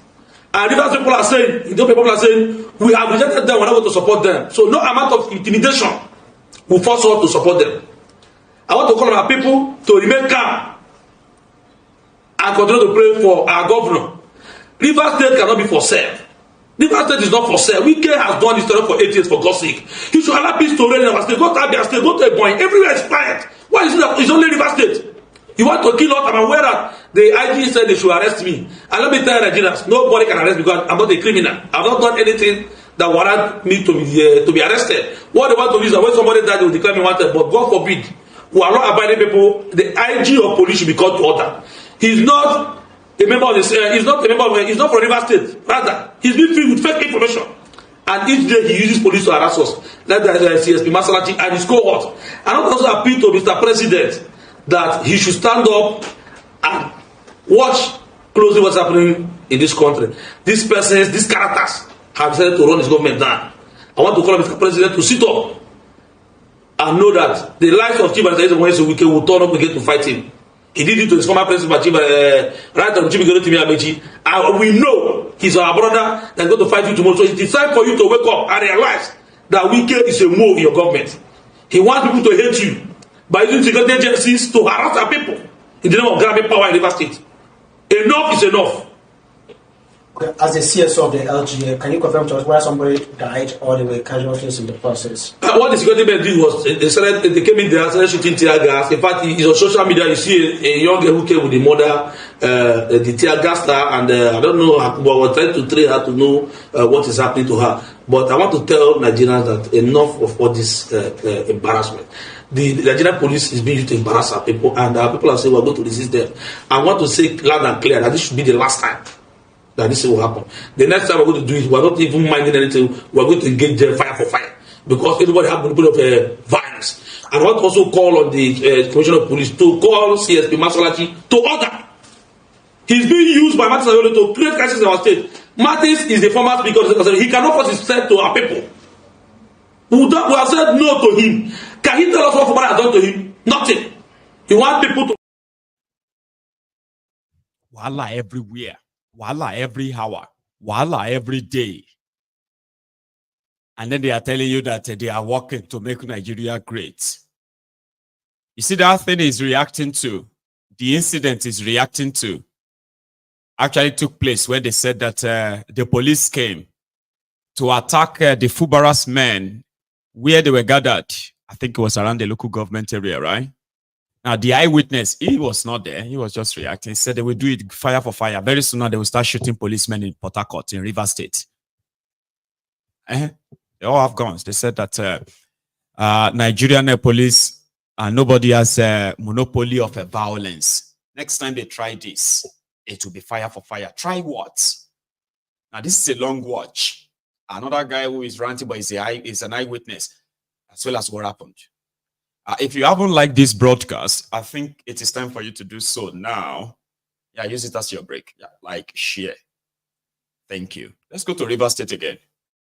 What's going on? Well, my name is Dr. Darlington Oji, the CTC chairman of Igore local government in River State. Very unfortunate incident that happened today in Omanelu Ward 5 and Apane Ward 6, where we went, considering the hard time we are in. His Excellency the President of Federal Republic of Nigeria gave some palliatives to Rivers people and indeed Nigerian people. And it was distributed through the 23 local government CTC chairman. And because it is not my personal thing, we have to take it to the grassroots so that it will get through the people that actually needed it. And again, I also was there to also carry out an empowerment program on behalf of Igore Local Government Council to also support our people to alleviate the poverty and hunger in our land. Unfortunately, Dr. Samuel Wanosike, the immediate past chairman of Igore Local Government, himself, carrying gun, led other sort of policemen and some miscreants, disrupted the program where we are sharing rice and other grace that was given to us by His Excellency the President of the Federal Republic of Nigeria through our dear governor and the wife. And one must ask, these are a group of persons that are saying they are supporting His Excellency the President of Nigeria. How can you be supporting the President and you are killing these people? Yesterday in Omaga Ward 9, a group of women went to share their rice, their own rice. Samuel Wanosike sent his top, the former CTC, the former CSO of the local government, Dixie, and went there and shot at the women, and the videos are viral. And today, Samuel Wanosike himself, with some policemen, I can remember a few of them. London was there. One Sonny, Inspector Sonny was there. One Ayo was there. Dixie was there. These are a bunch of criminals in police uniform that have come to kill our people today. As I speak to you, I can take you to the hospital where you see our people lying in beds with gun shots. I don't know how they are going to survive. Their vehicles battered. I was, if not for the grace of God, I would have also been killed. I have said over time that politics is not a do or die affairs. If you say you are popular, you present yourself to the people. These are the supporters. It is not because we are afraid. We are warriors in our rights. We can defend our territory. But because we have chosen not to share the blood of any person. because of the peaceful disposition of the governor, His Excellency Amo Pusinebo, the governor of Rivers State. Otherwise, we would have taken the war to them. Samuel Wanosike is not an outlaw. Yesterday, I spoke with the area commander in my local government, and he was afraid on calling Samuel Wanosike to order. A man that was blessed and served the Korea people for 9 months in caretaker committee and 6 years as elected local government chairman. And you say you are going to die in office. Shame to a man who just left office a fortnight ago. And as we speak today, he has lost his popularity. And I challenge him. He will not stop us. But I call on the Inspector General of Police. I call on the Commissioner of Police in Rivers State. I have called him more than 6 times today. He refused to take my call. Neither did he respond to the text message I forwarded to him. Samuel Wanosike cannot be above the law. We are peaceful people. We love our president. And that is why we accepted the gift he gave to us because of the hard time. And we must continue to share it to our people. He cannot deter us. I call on the entire world, our own. Let me also say it very clear. Our own is not just to call international community. We can take the word to them. And I warn for the last time, as the chairman of the political government, sitting today as the CTC chairman, enough is enough. Enough is enough. If the IG cannot do anything, the Commissioner of Police cannot do anything, then they will leave us with no choice other than to take laws into our hands and protect ourselves. And I don't pray against to that point. I pray that Samuel Wanosike should be reminded that his tenure has elapsed and he should go home and sleep. Elections they are fighting for. If election comes and they think they are popular, who made them at the field of play? I worked under him as his chief of staff, and today I am on the other side. The only thing he can do is to galvanize people and bring guns to kill Igbo people. Your own people. If you love your people, will you attack them with guns and bullets? Because the governor of Rivers State have asked us to keep quiet. And I said, no. This is the last time I'm going to take this rubbish. If someone wants to attempt it again, then it means that they are looking for will come to their doorsteps. Because everybody has the right to safeguard his life. They don't have the monopoly of violence alone. So if the security agents cannot call someone when he can call his SSS, then we are ready to face the music as the drum we play.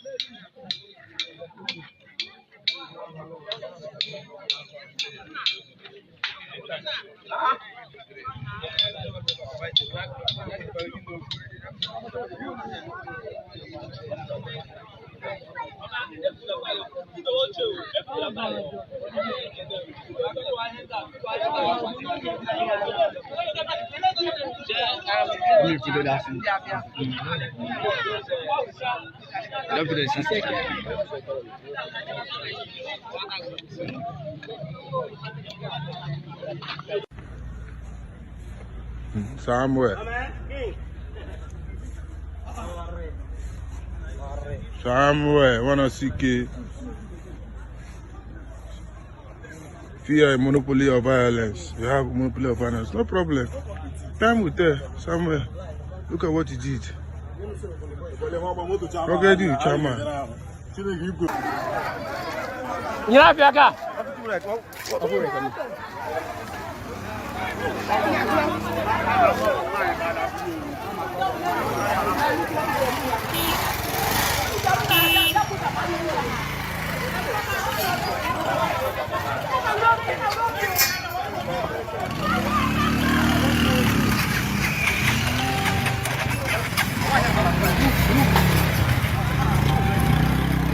Hey! Taku! Taku! Hey!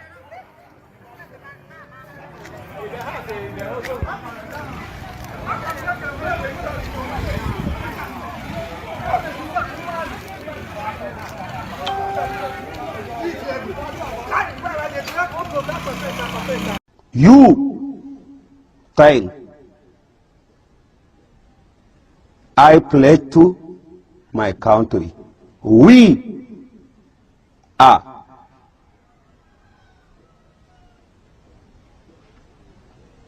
telling in my Aqidah, I pledge to Allah, my worshipper. My worshipper. Nobody in the world, he has rule and regulation rather than Allah. You are worshiping constitution. We are worshiping Allah. Alhamdulillah. Alhamdulillah. Alhamdulillah.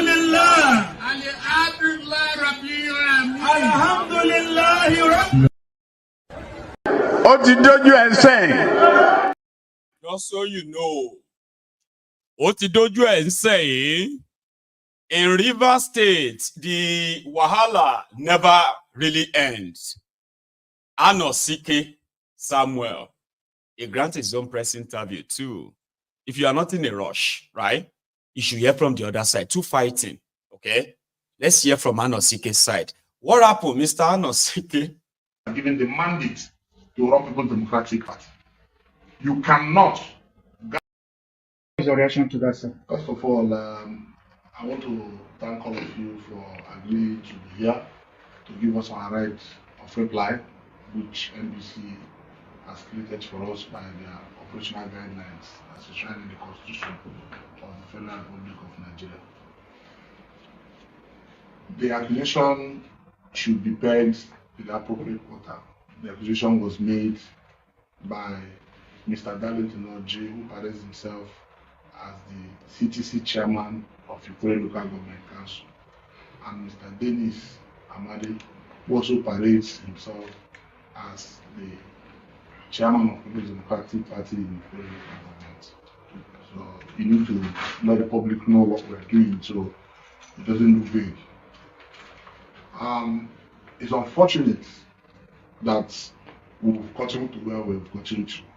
This issue has been averted, if not for the high-handedness of the governor of Rivers State, Governor Similai Fubara, who have decided to disobey all non-democratic tenets.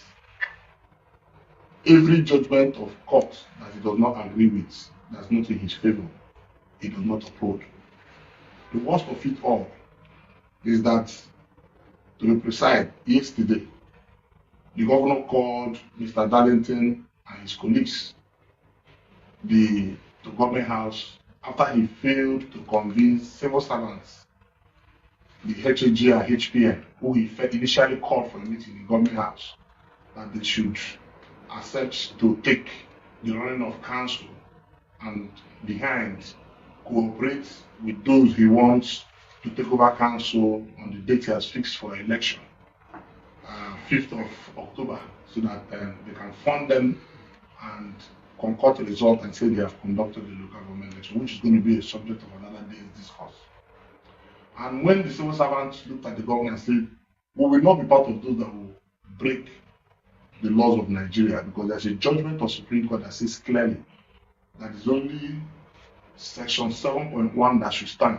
The only elected officials should manage the affairs of local government. That judgment was given on the 11th day of July. Because the governor failed in that, the governor called his cohorts, his boys, Darlington Oji, Chiokimu, and said, you go back and continue to insist, have immunity, have security attached to me, operations team is with me, special squad is with me, have army, have civil defense, have everything, I will back you. Go and make sure that you stamp your foot in all the 23 local government council as CTC chairman. Now, to tell you that the narrative presented by Darlington Oji was a deceit to the public, you can see in Obiapo, Chideke is talking about health care program by Ministry of Health. It's not talking about palliative. Why in the Koolu local government, Darlington Oji is deceiving himself that it is the presidential palliative brought by Mr. President that he was intending to distribute. That's not correct. Given the mandate to run People's Democratic Party, you cannot gather people and fix a PDP banner and say you're doing empowerment when you don't hold that office. And the area commander said he's going to call his attention and tell them to desist from him. But Darlington told the area commander that no Supreme Court is above the governor of Rivers State, and the governor has given the mandate to go ahead as the CTC chairman of the Koolu local government, that nobody can stop him. Today, as if it was a joke, Nigerian went to Roma of the Maya and gathered Roma of the Maya Ospak and gathered all the criminals that has fought us since 2015 who were involved in kidnapping and killing. Most notorious, Oscar Wele from Ubima, Africa, and others, too numerous to mention. Gathered all of them, and the worst of it, his CSO, who is facing a three murder count charge, who killed 3 persons from Rummaking community, who as we speak is wanted. His own brother who went in that action has been arrested by the IG's team. Is the one he made CSO. And they gathered this man with government house security agents and one Chief Maiyegun and the Moka in their company. And they came to the Koolu local government and started shooting at people. But what they forgot to know is that the Koolu local government has a proper security architecture. Every community is properly policed by local vigilantes. And the local vigilantes took offense that you cannot bring vigilante people outside our community and come and invade us. We will resist it. And that was what happened. To tell you that they were local vigilantes, they didn't want to harm anybody. They did not. What they did was to overpower those criminals who they've been looking for. They ran away and they said, no, don't touch any individual. I challenged Dangote Oji, Michael and Moka to provide one person that was attacked in today's function. Because it was still them, because they want to hide this matter, that came around and destroyed their own vehicles. They left with their clean vehicles and destroyed vehicles that made no sense so that they can whip up sentiment in the public. It is an old cliche, an old system, old style that everybody public is used to. But there's a very important matter we must discuss. Don't worry. We are not interested.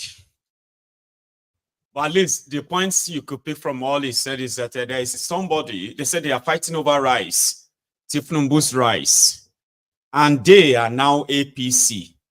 That these guys, according to him, he was fighting the fact that he is no longer local government chairman, but he still sees himself as one.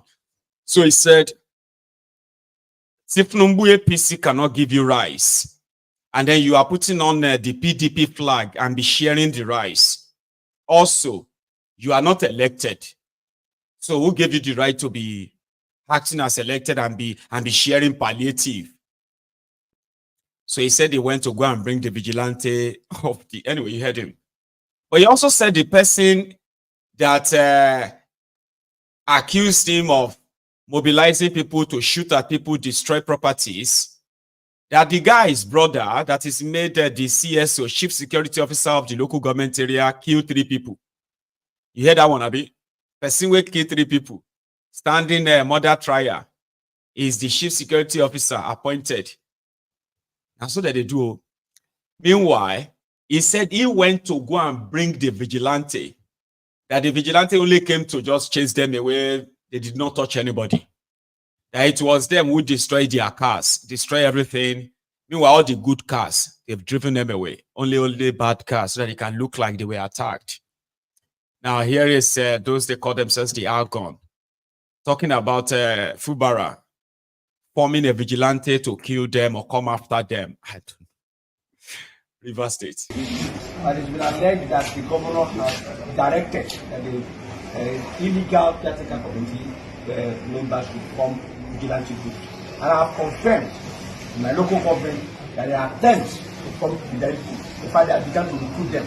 I also am aware that they claim they have sent the names to the police for profiling. I don't want to believe, just like the police will not believe, that the police will delve into such illegality. That's why we are getting the public informed that you're talking about anarchy. These men are preparing for anarchy. And we will fold our hands and let such criminals to take us unawares. Because if they are continuing in this, perpetrating criminality, then they are criminals. Because if the highest, ranking court of the land has declared them illegal and they still continue to function, then it means they are criminals. So if nothing is being done, the anarchy that people are running away from is already with us. It's already here. So we want to, inform the authorities that we are not cowards. We are also prepared. We have the majority of the people. Forget about all this movement here and there. We have the majority of the people. We have the mandate to do. And now that the law has extended it, calling us that there is a gap. It's only democratically elected people that can fill that gap if you change the constitution. So why asking the question whether people are there or not? No other person can be authorized to do so. And because we are elected, the assembly, which is the people who made the law, have also drawn instructions from the constitution to say we can conquer. And until that time comes, then they will know. We are not afraid of any debate. When you are talking about anarchy, they are calling for anarchy and they are prepared for it. It is obvious that the governor seems like somebody who is not interested in leadership, who is not interested in government and bringing peace. So we will make sure that as we brought him in there, God will also take him out. Absolutely. Absolutely. I just one more question. Just one more question. Do you as a group, do you as Algon, do you suspect or fear, or are you worried that there may be an ongoing attempt to, let's say, victimize or witch hunt certain about using state powers? It's going on. They are calling legal acts. It's going on. That's why we are alerting the public. You see, when the police and the security agents that are vested with the power to maintain law and order fail us, you can understand what will happen. We are not even saying we are all agitated. The people are agitated. They call us on daily basis, they form us on daily basis, and I'm getting this information. And we are the people that are their voice. We are the voice of the voiceless. That's why we're telling the government to act timely. Our governor doesn't seem to be interested in peace. They are going about stealing of properties of perceived enemies without, informing the public what they are. It's not just one. They are going to fight for others. Well, we're not afraid of that, but let them make sure that there's peace and order in the state. We also want to inform that as the governor is authorizing the stealing of property, we will also visit the house he's building at OGRA. We are aware. Not just one. We will also see. The difficulty in this whole thing is when two brothers fight. We know each other. What he knows, we know, because we weren't fighting before. So as he attacks any of our properties, we will come after his own properties. We know them. And since he says he's been a shell manager before, he will say how much he was earning as shell manager to build those kind of upstairs he's building in OGR. We will come for we will open ourselves. We will open ourselves up. And in a field to explore every avenue, we are aware that the calling meetings of the HLGs are threatening them to begin to release funds. Every time will be accounted for. All will be accounted for. They will all be brought to book. Any staff of the council that joins the perpetrating evil and joins the perpetrating criminality, we will match him to pay for it. We will match him. Okay, thank you. Anarchy loans. Anarchy loans. Political jobbers, freeloaders, scavengers, scroungers, pickpockets, lazy bums, unproductive elements, those who are just, they are your burden, and they are like that in every state. 36 states in Nigeria. Oh, my time is up, and I'm thinking we should take calls tonight. Who is up for that? Okay, I'm going to take a break and I'll come back, okay? Then we can take calls and take reactions. And if you have to leave, just don't leave without liking the broadcast, okay? We are currently at 770 watts. Meanwhile, we are over 1,800 on YouTube. So if you have to leave, make sure you help take me to 1,000, okay? So I'll be back. Pastor, ó ń ṣọ́ pásítọ̀ àwọn àmọ̀jọ sticker ló ń ṣọ́ wa àṣẹ kò rí pé orí wa ti burú ìwọ má dídá ìpàpàdà orin yẹ kó wà ní báàbù tó ń jẹ òjò gbèsè àgbẹ̀tọ̀ àbí kò gbẹ́rì tí kò gbé tí a fẹ́ jókòó tẹ̀ rà gbẹ́rì tí bá yọ píù àwòyí àárín mo mọ̀ ní pé wà nínú báàbù pé ìgbà tó fẹ́ mú Jésù kọjá ní àárín òun ògèrí Jésù kí ni Jésù lò àfẹ́ rí lólo ìwọ má dídá ayé bàjẹ́.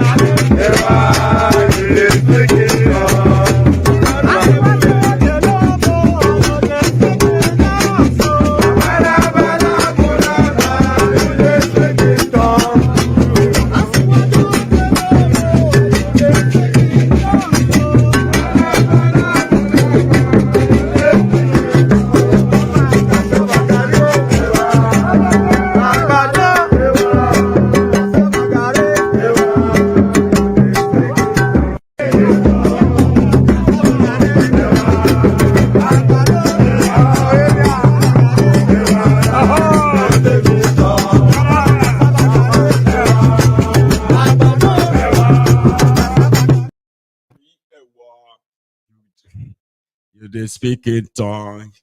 Apologies, guys, right? I had to put my line on aeroplane mode, and I did not notice in time. So now the line is completely opened now, and you can have a shot. The number is on your screen as well. Hello there. Hello, Mr. Maiyegun. Good evening. Good evening, sir. How are you, Baba? I'm fine. My name is Damilola. I'm calling from Nigeria. But of course, I would like to speak Yoruba tonight. Okay. You see, it's something very sad. Yoruba, little by little, Eru in our own land. And I don't know. Listen to a lot of us stashing everything that is sorrow. Benefit of this conversation, I'll leave out Yoruba, Igbo, and Hausa for now. Let's face what is happening to us in Yoruba land. I studied everything. Discuss and everything. And I wanted to call yesterday too. Tinubu ni òkìníkan nìkan tí ìyà ti ń jẹ orí wọn sìn tó wá ń pe àwọn èèyàn tó ń bẹ̀bẹ̀ tó ń sọ oríṣiríṣi ẹ jẹ́ ká jáde ẹ ká protest and all of that. And ó dẹ̀ ó ń mínú pé ọjọ́ wo gangan ló wá dá ta fẹ́ gbọ́n nílẹ̀ Yorùbá. Reason tí mo ṣe wá decide láti call lénìí ni pé ní last year mo project nǹkan kan fáwọn ọ̀rẹ́ mi pé Ṣèyí Tinubu ṣì máa jẹ gómìnà Lagos State after Gbajabiamila. And each step of the way, projection yẹn dẹ̀ ti ń jọ ara wọn. Because kí ni ìtumọ̀ friends of Ṣèyí Tinubu for crying out loud? Sórí wọn ti burú ni. They got shock, man. Like I say, as an organization, these are not guys that have anything to do with Ṣèyí Tinubu per se. Somebody just picked that up, and that is his own meal tickets. Friends of Ṣèyí Tinubu. Like, what the heck? Sórí lórí burúkú làwọn tá à ń bá gbé bíbá yìí ni. No doubt. Ó ti wá ṣó ti wọ́ fún Yorùbá débi pé àtẹnujẹ ti wá bá ti wá jẹ́ tán ni. Tinubu máa kọ́. Wọn ò lè ṣiṣẹ́ mọ́. Everything tó kù ń sìn ni pé kán ṣáà máa tò síbi tó máa ti rí one naira rí ráìsì yìí náà ní all the time. Ráìsì náà ń sìn ó ti ń fa oríṣiríṣi wàhálà. Eléyìí tí mò ń gbélé ẹ̀ ń bíbá ẹ̀ náà tó jẹ́ honourable ní Ogun State. Òun náà post nǹkan kan bọ́n ṣe ń jà lórí ráìsì bọ́n ṣe divert mo kàn ṣáà ń gbé kí ni gbogbo rádaràda yìí náà. So it's really so sad, honestly. And nǹkan tó wá máa ń dùn mí jù bẹ́ẹ̀ ni pé future tá à ń destroy ààrí, we are not seeing that. Let me give you an instance from my own hand. Go ahead. Traveling out of Nigeria to school, ó ti di afagbára gbàǹsìn. Okay. In March this year, I decided that, okay, all of this rubbish, I just want to, get out of the country and go for my master's. As I then, with my salary and all the other jobs I was doing, I projected that Toba Mafidi July, August, Momati gather 10 million naira. As I'm talking to you now, I have the 10 million naira. But my 10 million naira cannot do anything again because Tinubu kó ṣí ẹ̀dí. And now, devalued Okori burúkú ẹ̀dí. I will need about 25 million now. So as I'm speaking to you now, I have 4 admissions in the UK, but I don't have enough money to chase that anymore. Meanwhile, tó bá jẹ́ ọmọ tí ìkànnú àwọn idiot àwọn olórí burúkú tó ń jù wá sí position tá a wà yìí ni. They won't even think owó ti wà níbi tó máa ti mú now. And now, like the money is there. They just so ìgbà wo la. I mean, so kí wá ló ṣe Yorùbá sórí wá ti yí ni ṣé nírònú mọ́ ni. Ṣáwọn yẹn wà deserve this kind of opportunities ni like what the heck. I'm so sad though, honestly. See, I appreciate you calling it Lale, right? I do. And just as you just spoke, right? A lot of people actually feels like you too, and they just heard your voice and they probably will know that they are not alone thinking this. It is time for us to probably stop thinking and start acting too, Baba. It is time. But thank you for being part of this evening, okay? You have a good one, man. So that's a dummy from Nigeria.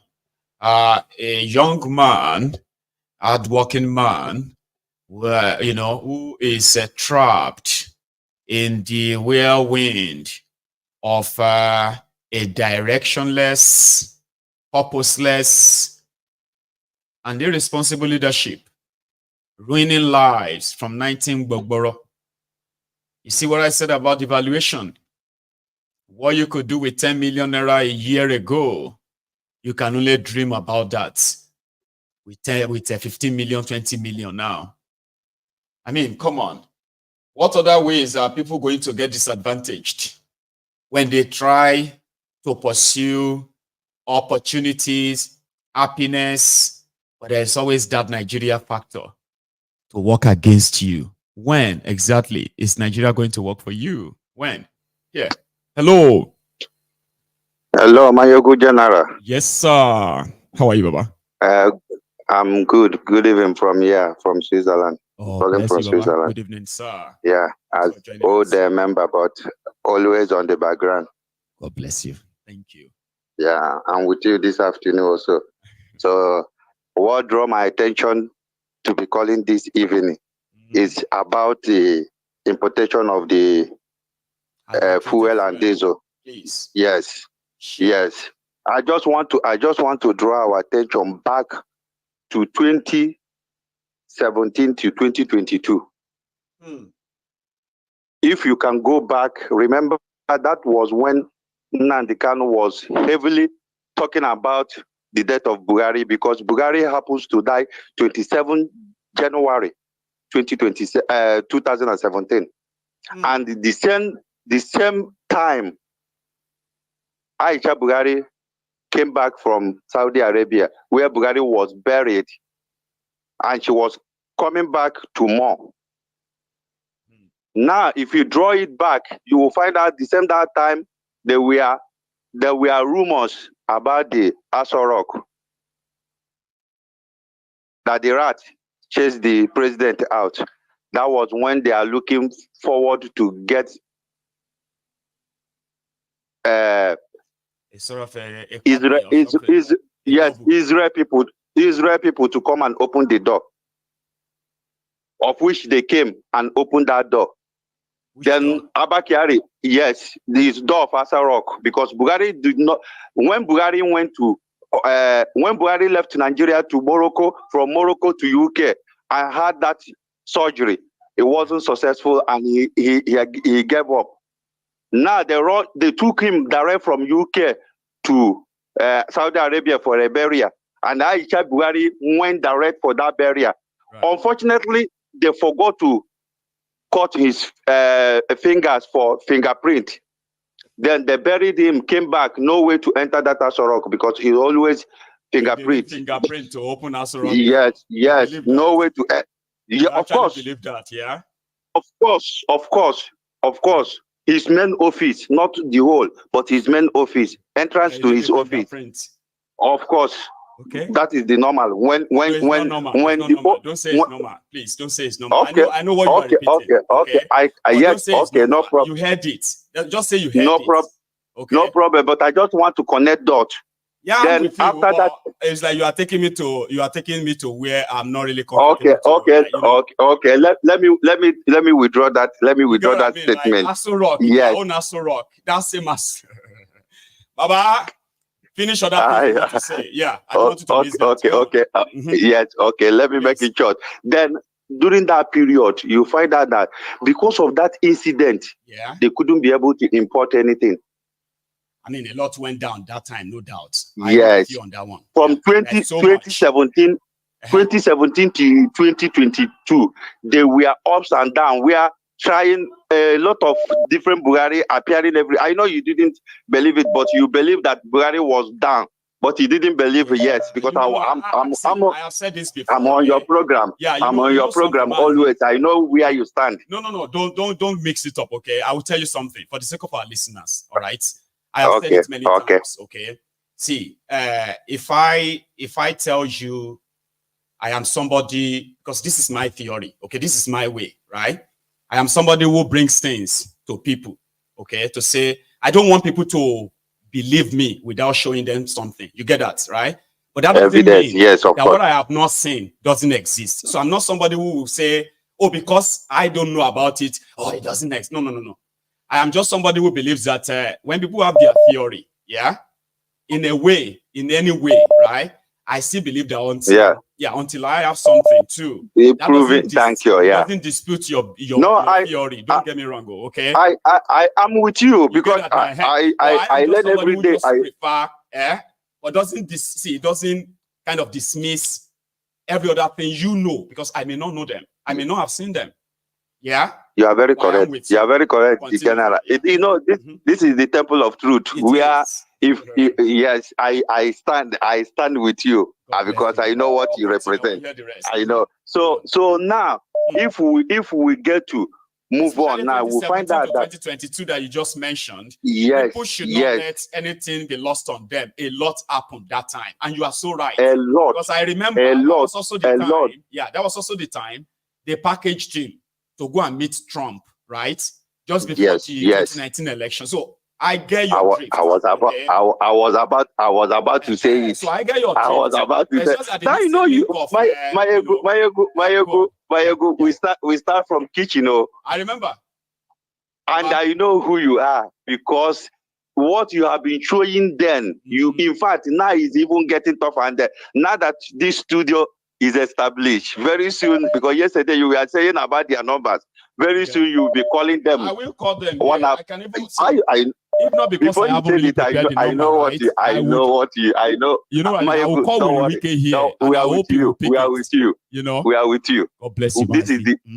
You are not just general for nothing. Tell them. He's a fearless general Tell who can them. stand, because you are risking your life, your face, everything about you on It's this worth it, stupid Baba. this It is worth this on that is, I don't know, even Nigeria politicians.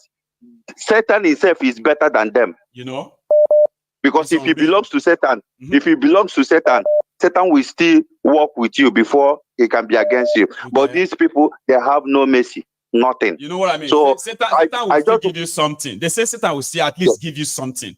If he won't give you money, he go give you this, give you that, then he go take something later. This one's not to give anything. Yes. Now They your don't life give they won't anything. take. Your life. Anything they can take from That is it. So where I want to round it up, is that Dangote, they met Dangote, and Dangote is going down with them. That is where I'm ending it.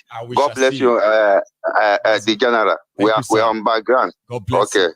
God bless you too. Yeah. That's a beautiful one there. And like I said, right, I am not somebody that claim to know everything, because I don't. Don't get me wrong. I don't. Okay. But I kind of I have this philosophy of living my life based on what I see. You can't deceive me with what I don't see. You get what I mean?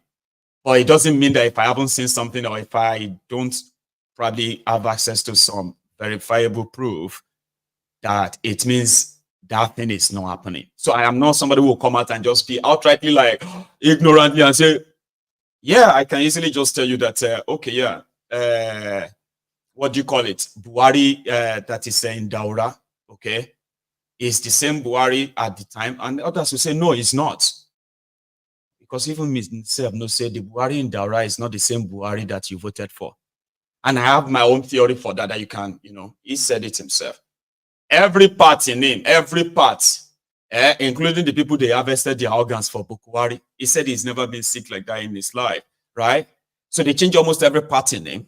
And if somebody says that's not Buhari, and they have a different theory for that, I will still stick to what I see or what I know until I kind of have something different. But that doesn't even overrule. I'm just saying, like, sometimes, right, these shady, dubious people, right, they can fool all of us. And you know how angry it's going to be when you find out that you've been kind of like fooled.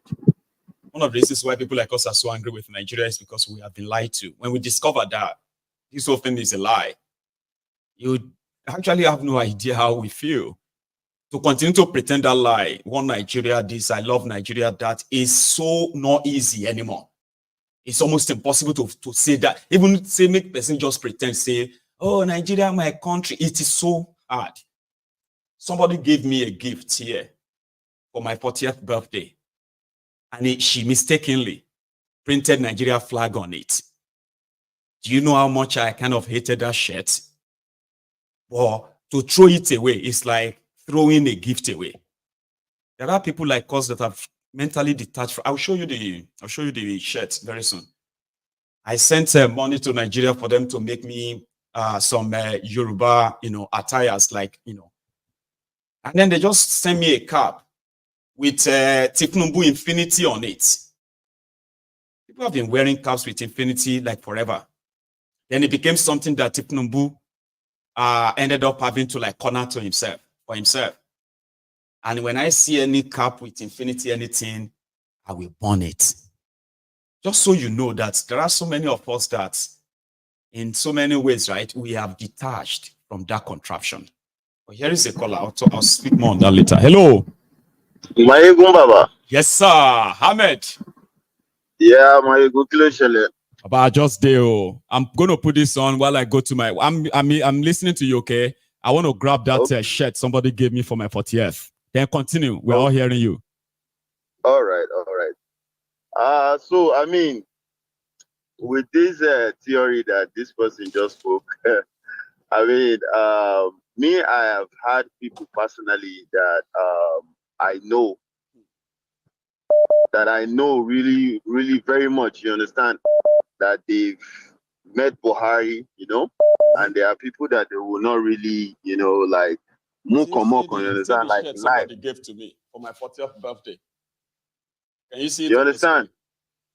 I will never put it on myself, ever. Well, you know the problem? I was thinking I should just pin it to the wall as a wallpaper. I mean, like a poster on the. I was like, no, that would be like me promoting that. You're complicating yourself. You're complicating yourself. Like, imagine you walking into my studio, Ahmed, and you see me put this on the wall. I'm like, break Nigeria. Baba, this one they carry us go where we don't know. You know what I mean?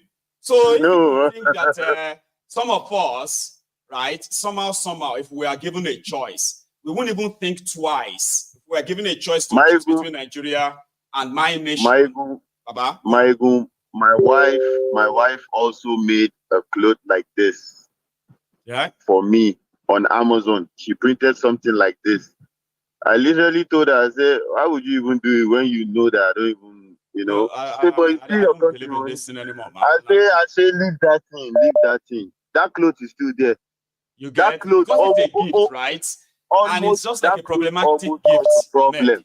Like, I'm telling you, that cloth almost caused a problem between us. I said, if it over my cause problem, let it cause a problem. Yeah, but I'm not putting that shirt on. You know where I stand. I would rather you print a cat. Yeah, I would rather you even print a cigar on my shirt and give to me. And you can't know one funny thing. Yeah. One funny thing be say, if I carry US flag, vex they catch and say, why would I even pick up a white man? You don't understand. This place that you see gave me life. You understand? It gave me life. It made me who I became today. Patriotism is not so I don't care. It's not forced. Citizens will be patriotic when they see something that connects them to their country. I have nothing connecting me to Nigeria. Nothing. For real, other than things they told us to be saying, to be singing. Maiyegun, there are things that they forced on us. But here, willingly, I will do it. I will sing the American national anthem willingly without nobody telling me or forcing me to do it. I will sing the army song willingly without nobody telling me to do it. Because what can be called nationalism in that place. I am serving this place with all my heart because this is a country that made you who you became today. Without coming here, you would never ever think of being a human being. You just only hope when you're in Nigeria. You hope, I hope I can be this, or I hope I be this, or I hope I be that.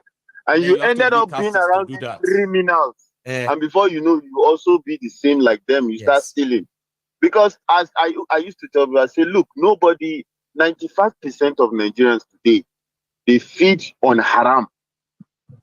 95% in Nigeria today, they feed on haram. Yeah. Only the 5% self don't get us a bit. If because you begin to look themselves, you go realize, the number is more than that. Because that's what I tell my people from there. I say, look, mutanonku, the cookie in Nigeria, almost 95% unko haram cookie. But you people hypocritically, you leave that aside. You continue to preach haram halal. I will tell you that here, I will say it over and over again. Here, there is no money. The money where I go talk, say, okay, now haram, I go chop for here. Maybe if I go gamble. If I go gamble. But there is no haram money anywhere where they here where I want chop. Because if I try them, you go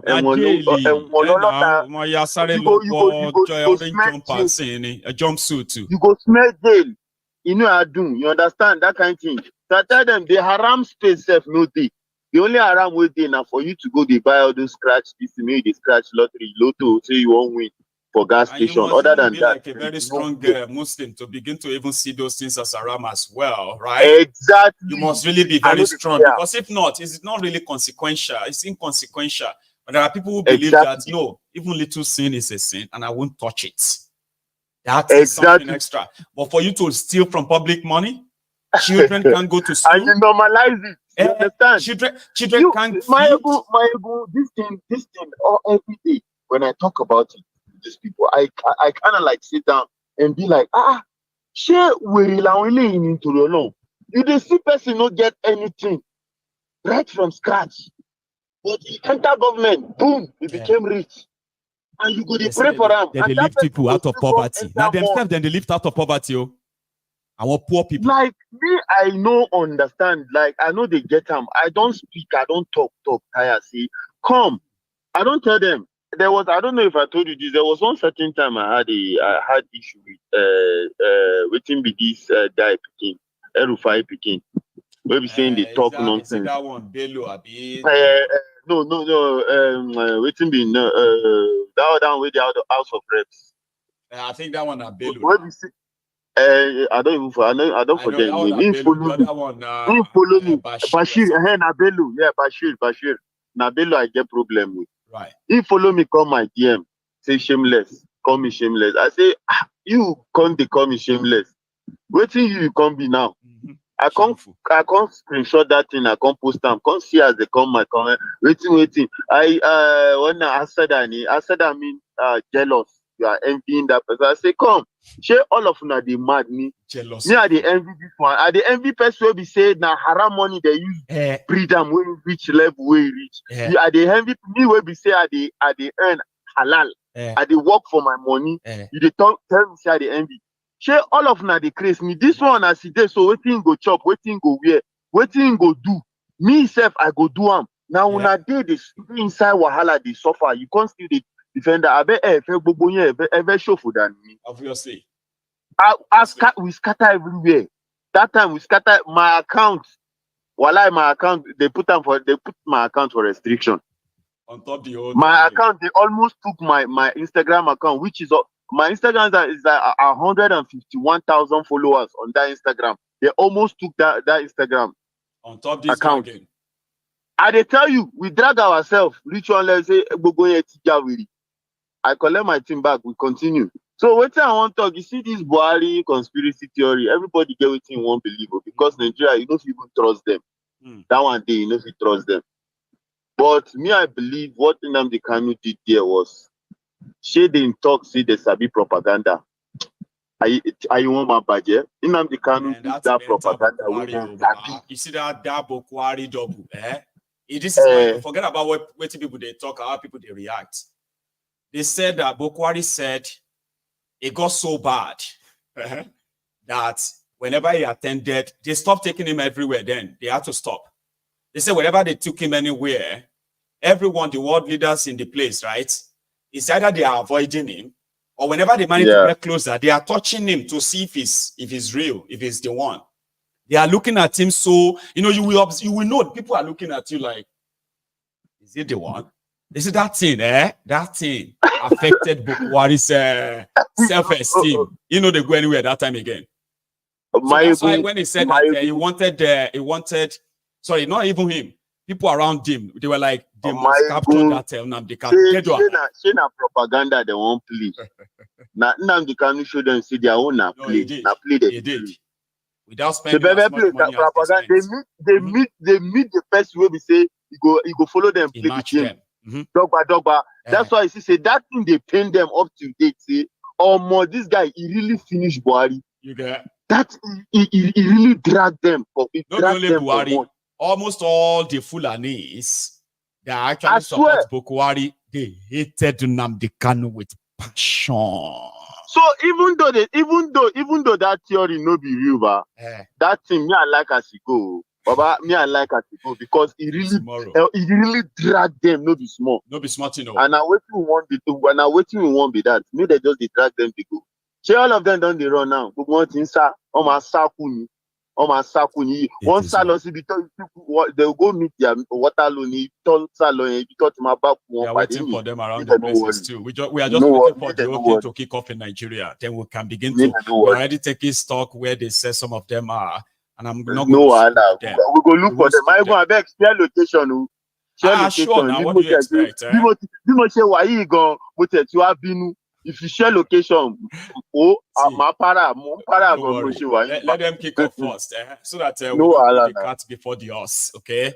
The landed in Nigeria will begin to share their including their last image.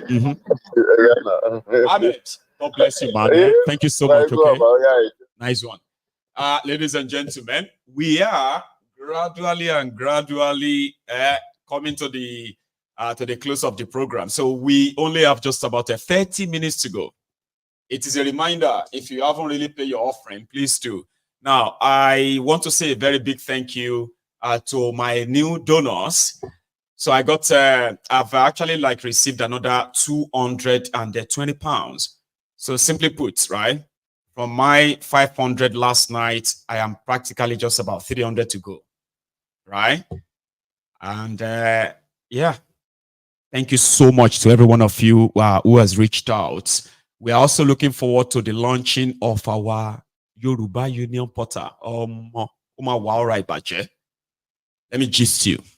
We are building a portal that is costing us over £5,000. Yeah, you heard me right. Lord.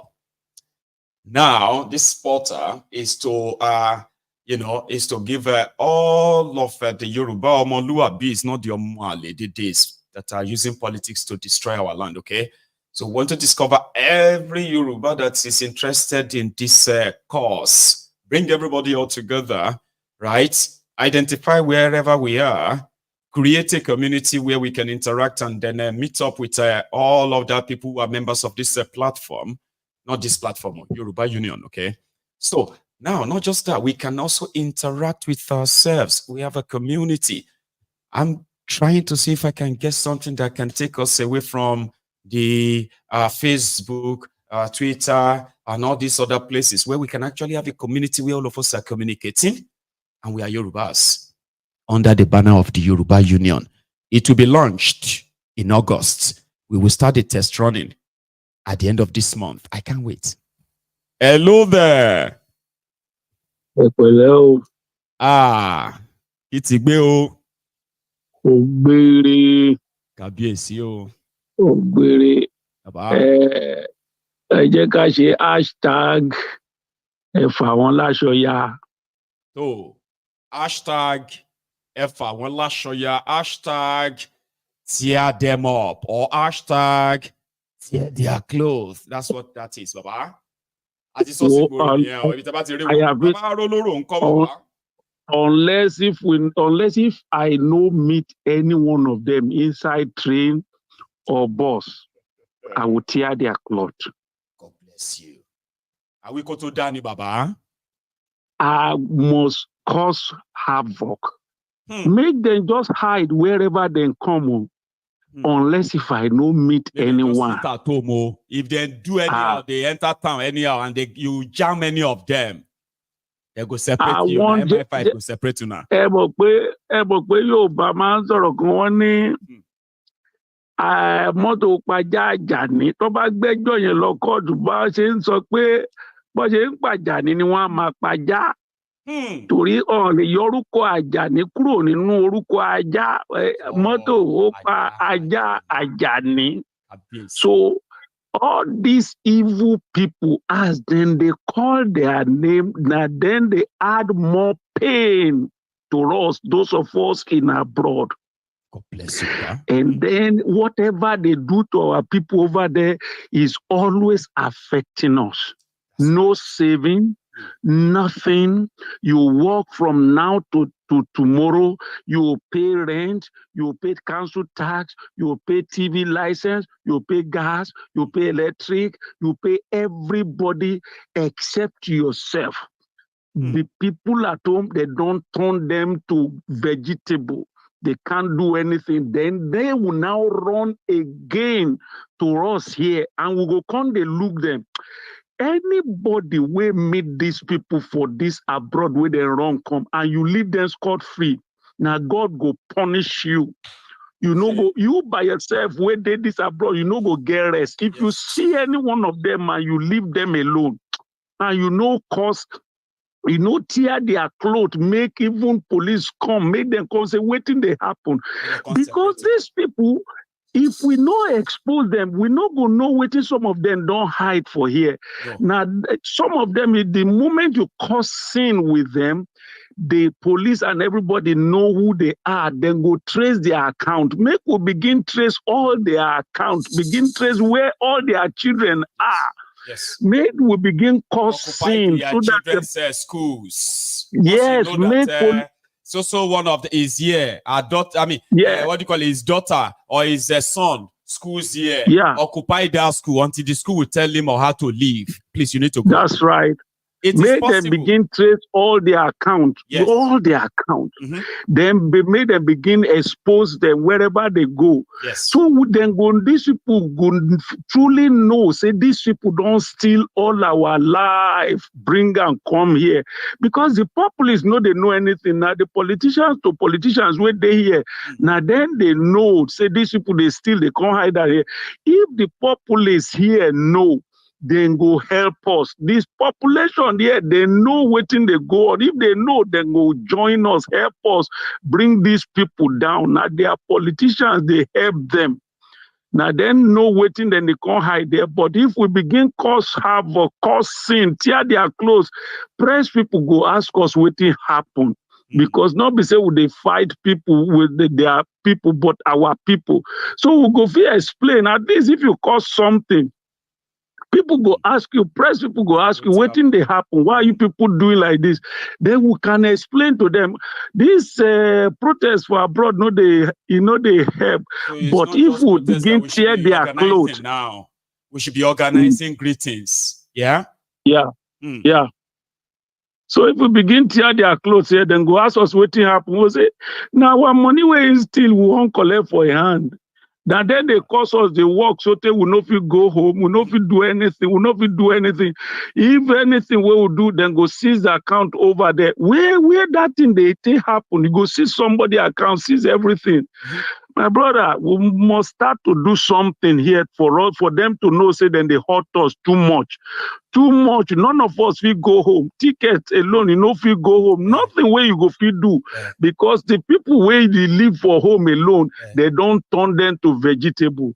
Thank you so much, my brother. God bless you, sir. Thank you very much for that, thought-provoking, emotional engagement. Yes, you have your order, brethren. Wherever you see them, just say hello to them for us. Hello? Yeah. Hello. Hello, Mr. Maiyegun. Yes, sir. Good evening. Good evening. Good evening. Yeah, this older. Yeah, that's brother. Fine, I'm fine. Older. You're back. Yeah, I'm back. Yeah, I'm always here. I know. I mean, like, I would be watching if I wasn't the one talking to. So, yeah. Thank you, Baba. Mr. Maiyegun, and I wonder why these people, they are trying their possible best to prevent this event. Yeah, this protest to happen. Why? Because if beat their hand, Baba, you never read the demand, didn't. The demands of these protesters is like giving these guys rope or giving them a gun with one bullet inside. They can't play Russian roulette. That's exactly what it is. That's why you get what I mean. That's why they're like, you won't kill us. If we implement all these things you're asking us, it's as good as us just killing ourselves politically, and they won't do it. Okay. And do you I've been listening to all these rivers people, the way they are kind of talking against rivers of trouble. And it's the same mentality everywhere, in the north, in the south, in Yoruba land, everywhere. Everybody is just trying to, do everything to get the lead to the hand, and then leave the rest for the people behind. They are after the immediate gratification for now, what they want to eat now. They don't care about tomorrow. They don't care.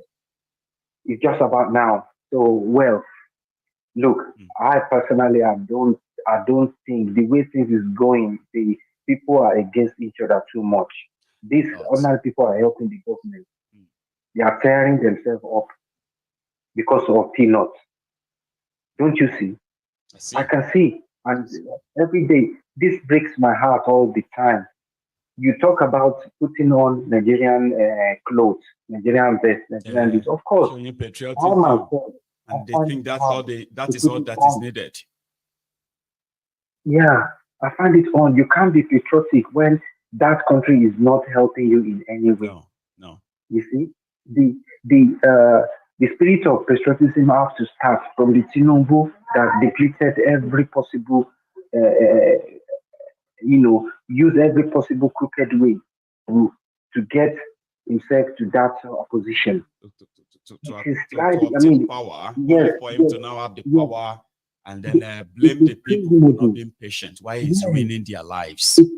Yes, I wonder if something like this can ever happen in a place like Malaysia or some. Malaysia in 30 years ago, I mean, they weren't in where Nigeria was about when Nigeria had their independence. They were just the same level. And look where they are now because they were so keen in having the right leader there.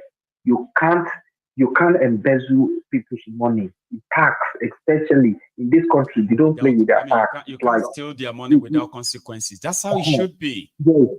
If you take government money, the payers' money, it is like it is sacred. You know, it is sacred.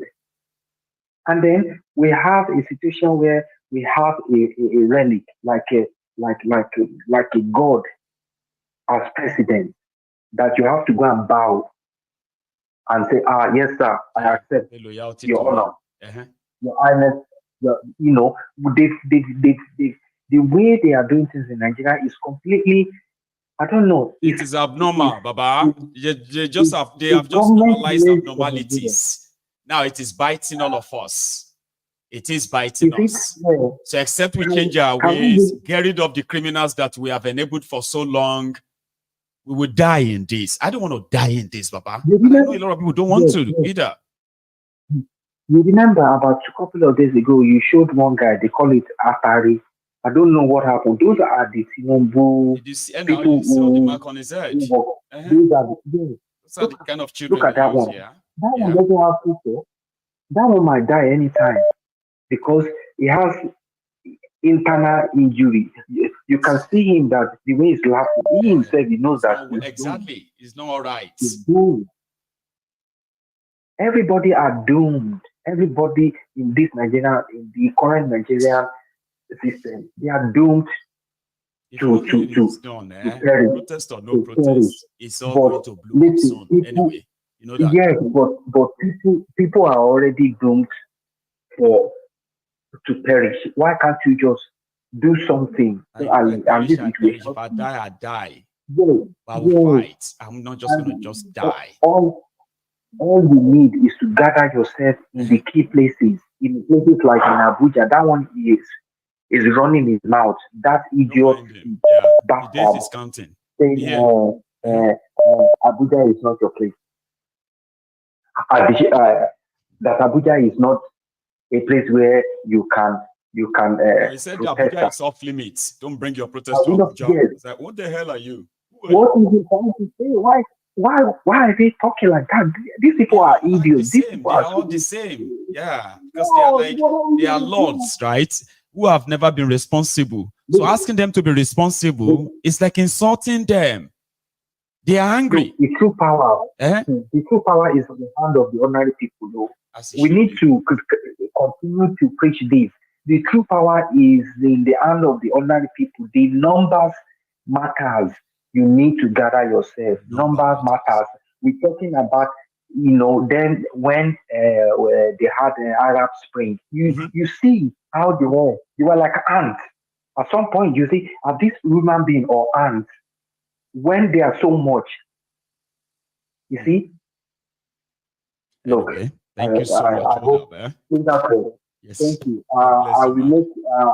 We will continue with the contribution. I will do another one again today. So before it runs, the time runs out. That's very kind. You're welcome. I know. I'm almost done though. Like it's almost done. I've had another 50 pounds rented up there though, right? Somebody just give me another 50 pounds on the GoFundMe. God bless everyone. I can't wait to come here and then get all of you to go and sign up on the Yoruba Union and become a member. I mean, let us pursue this dream together. Let's have this critical mass together and do something different together. Now, you can see now that Nigeria is not Nigeria is not meant to be together because there's too much. People are just pulling themselves down. It's like pretending waiting for their own turn. Crap in the barrel. Yeah, crap in the barrel where we put Alakon inside the basket. So Alakon is pulling Alakon down one after the other. So they will all remain in that basket and they will die there. That's what's happening. So if we don't separate, I'll take another one. Yeah. Have a good one. Hold up. How many times would they tell you before you know that Nigeria is not for you? Now they never leave you. They have left you behind. Photo, not be juju be that. Sorry, oh. May God not allow them, make them kill you. 70 years old. Hello there. Hello, my Baba. 70 years old man. 70 years old man. Erumole. They never leave you. Dangote, they never leave you. 70 years old man. Left you behind. Now they are left you behind. They don't tell you Nigeria is not for you. How many times will they tell you that Nigeria is not for you? How many times? You be mumu. You they call others mumu. You think say you they wise. You are a mumu man. Baba, my children. We thank God. How is everyone? How was the day? Fine, we thank God, Baba. Well, thank you for the good job. Every day. Thank you, Baba. Oluwa Eledumare, Ọba tó dá ayé àtọ̀run, we continue to give you that strength and that power. Amen. Lágbára Ọlọ́run, gbogbo okun omi ara iṣan ara Ọlọ́run ní fi dè yín Maiyegun. Nítorí I always say this thing that, Baba, if you know how many of us, when I say how many of us, even I include myself, where you they key most of the mental health where would they get for here. If you see call from Nigeria, and the thing where they go on there. When I can't remember myself more, I go listen to Maiyegun, I feel thinking like that.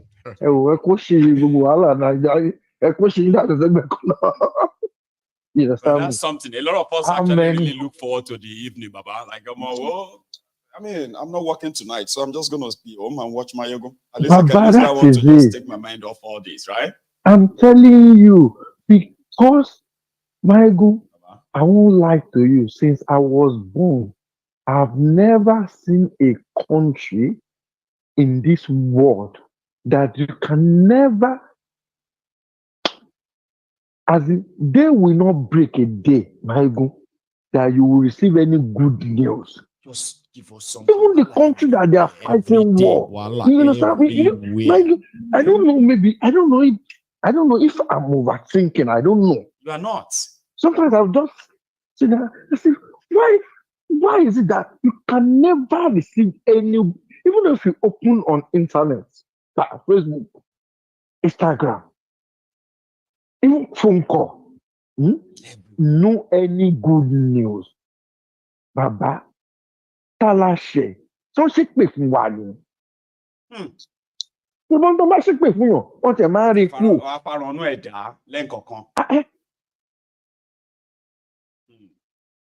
See, the mistakes people back home are still making is, Baba, they need to take that country themselves. I always said it. Nobody will come from Europe and come and fight for you. No. Rotimi Amechiule, he has said it before. He said, until you people will start stoning us, when you see your local government chairman,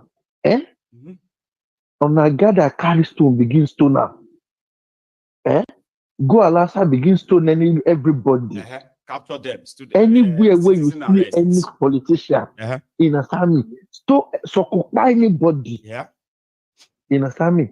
Now they are running to where? Running to Europe, running to America, running to other country to hide. Especially that one, or Koolu, that is sending in video from Maryland. He's in Maryland, I heard, right? So everybody living in Maryland, that knows that Ojuzo Kalu lives there, or maybe another place that you know he lives, is in America. There are many others like that. You need to share location. Irumale. Baba, I can never sympathize with Dangote. I didn't regret to say this, Baba.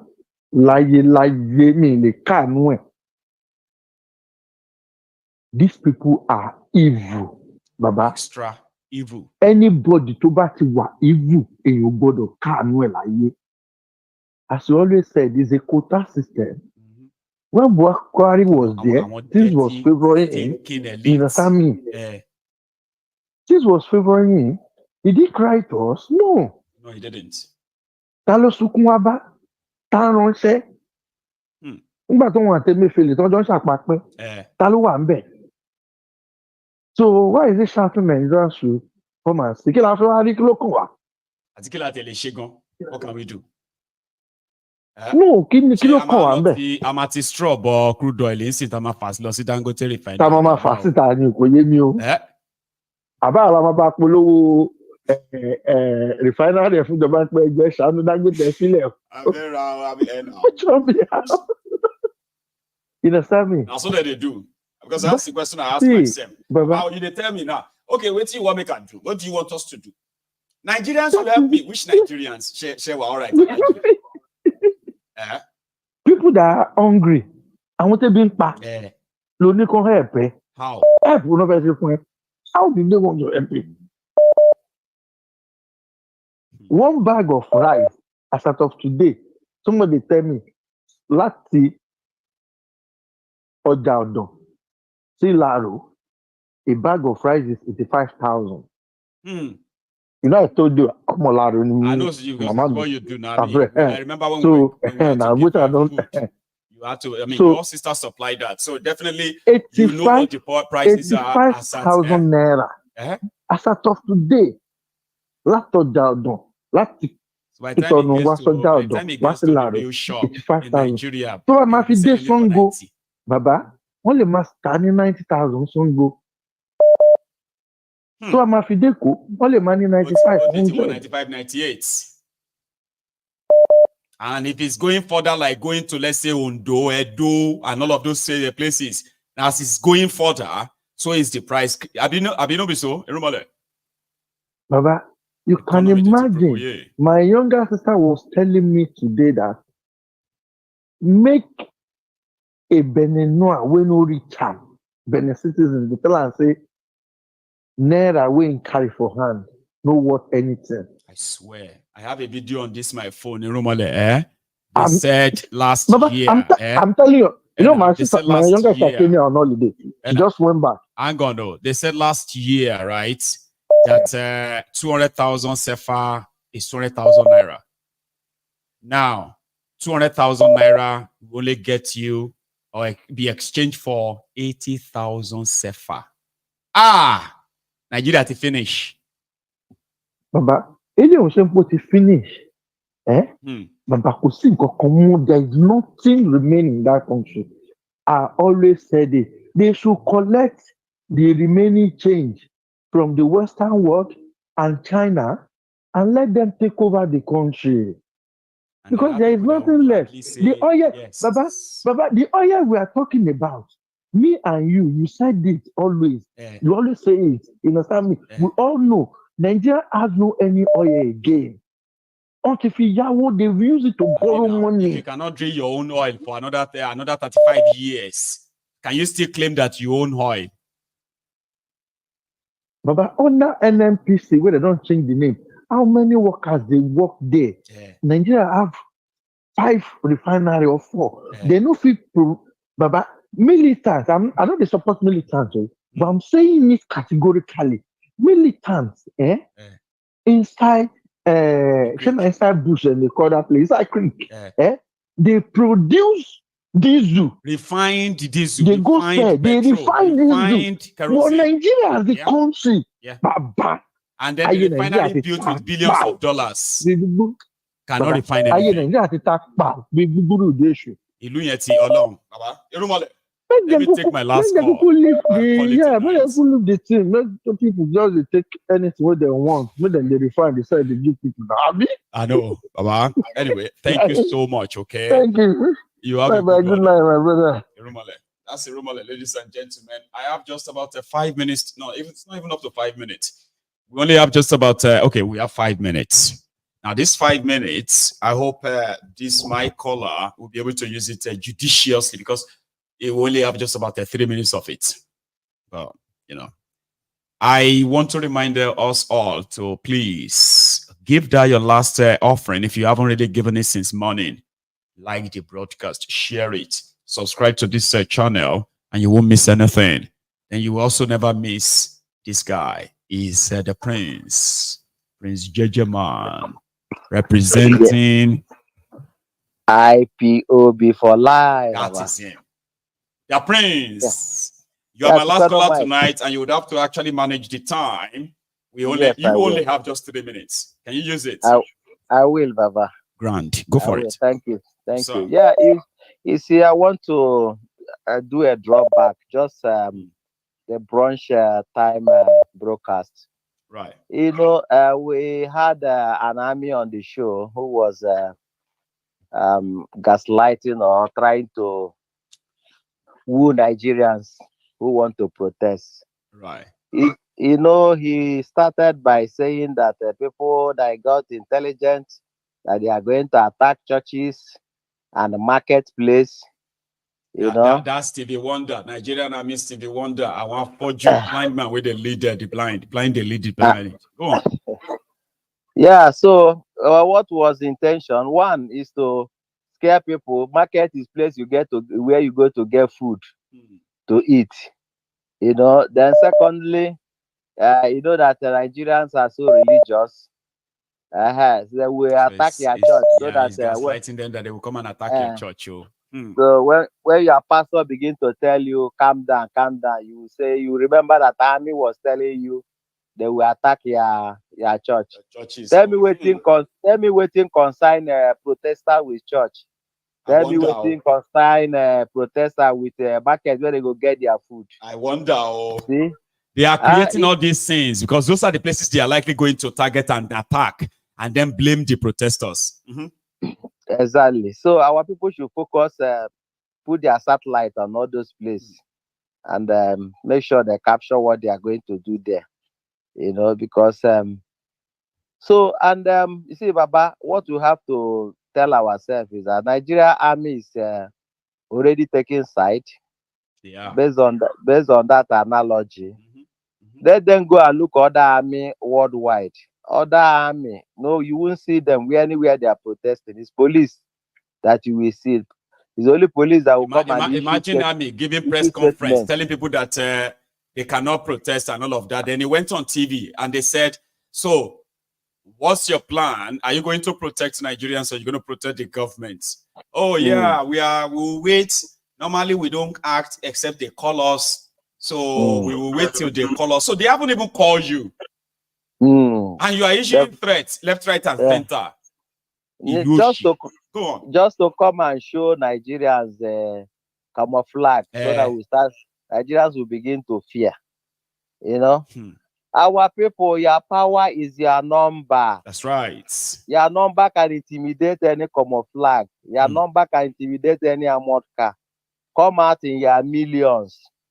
That is the only power that you have. Come out in your millions. Don't look anybody's face. No. You understand?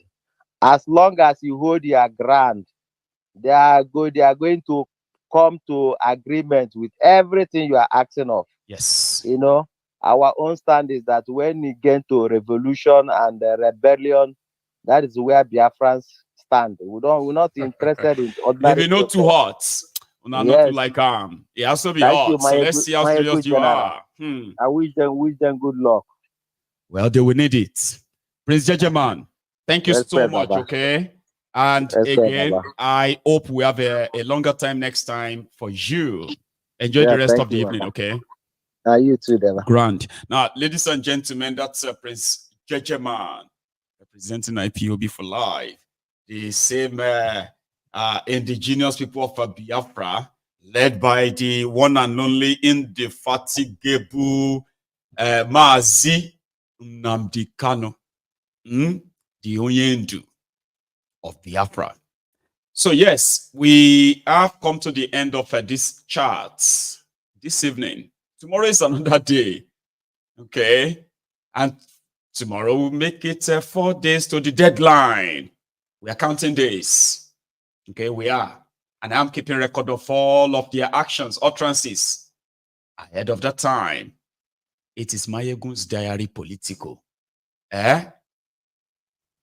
It actually has his name, you know that. So thanks to every one of you, my donors, my sharers, the likers, the super chatters, and every one of you who contributed through the phone call this evening. We've had a nice evening. A little bit of enlightenment of a night. Enjoy the rest of your evening, and you should all have a good night. So from here, good night.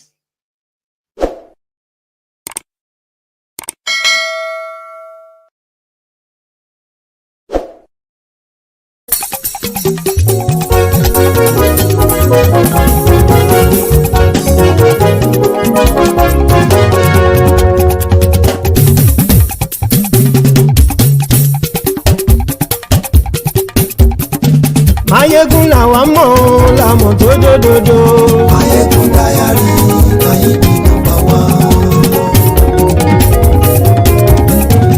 Maiyegun làwa mọ̀ làmọ̀ tó dòdòdò. MaiyegunDiary, Maiyegun number one. Maiyegun ti dé o, ọ̀rẹ́ ará ìlú. MaiyegunDiary, Maiyegun number one. Lórí Facebook, lórí YouTube. MaiyegunDiary, Maiyegun number one. Gbogbo bó ṣe ń lọ ni Maiyegun já wa sí. MaiyegunDiary, Maiyegun number one. Àṣírí ọ̀jẹ̀lú kì í bò níbẹ̀ o. MaiyegunDiary, Maiyegun number one. Bó bá ṣe eré àní Maiyegun máa wí. MaiyegunDiary, Maiyegun number one. Ó sì tún ṣe eré wàá gbọ́ níbẹ̀ o. MaiyegunDiary, Maiyegun number one. MaiyegunDiary, Diary Politico. MaiyegunDiary, Maiyegun number one. Godfatherism kò sí lọ́rọ̀ Maiyegun. MaiyegunDiary, Maiyegun number one. Ẹ farabalẹ̀ sẹ́ o kẹgọ́rọ̀ lẹ́nu o. MaiyegunDiary, Maiyegun number one. Àní Maiyegun làwa mọ̀ tó dòdòdò. MaiyegunDiary, Maiyegun number one.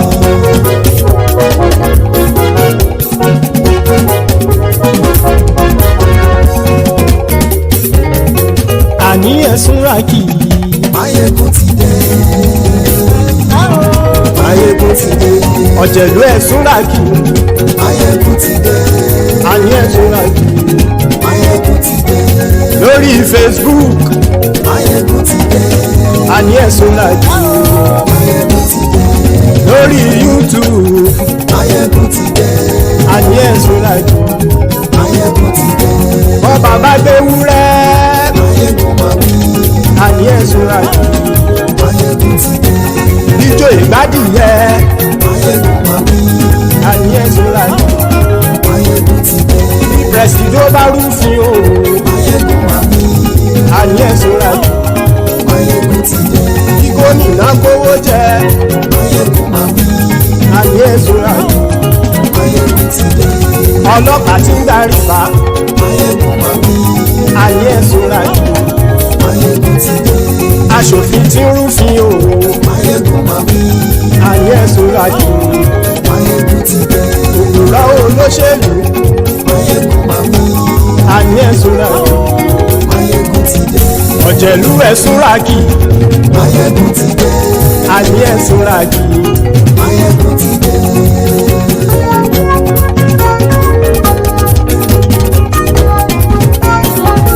Maiyegun ti dé. Gbogbo ọ̀jẹ̀lú ẹ̀sùn ràkì. Maiyegun ti dé. Gbogbo ọ̀jẹ̀lú ẹ̀sùn ràkì. Ṣùgbọ́n ní bá ti ṣe èyí tó yẹ kí wọ́n ṣe, ọmọ bá dèrò ní fi wọ́n níran o. Maiyegun ti dé. Gbogbo ọ̀jẹ̀lú ẹ̀sùn ràkì.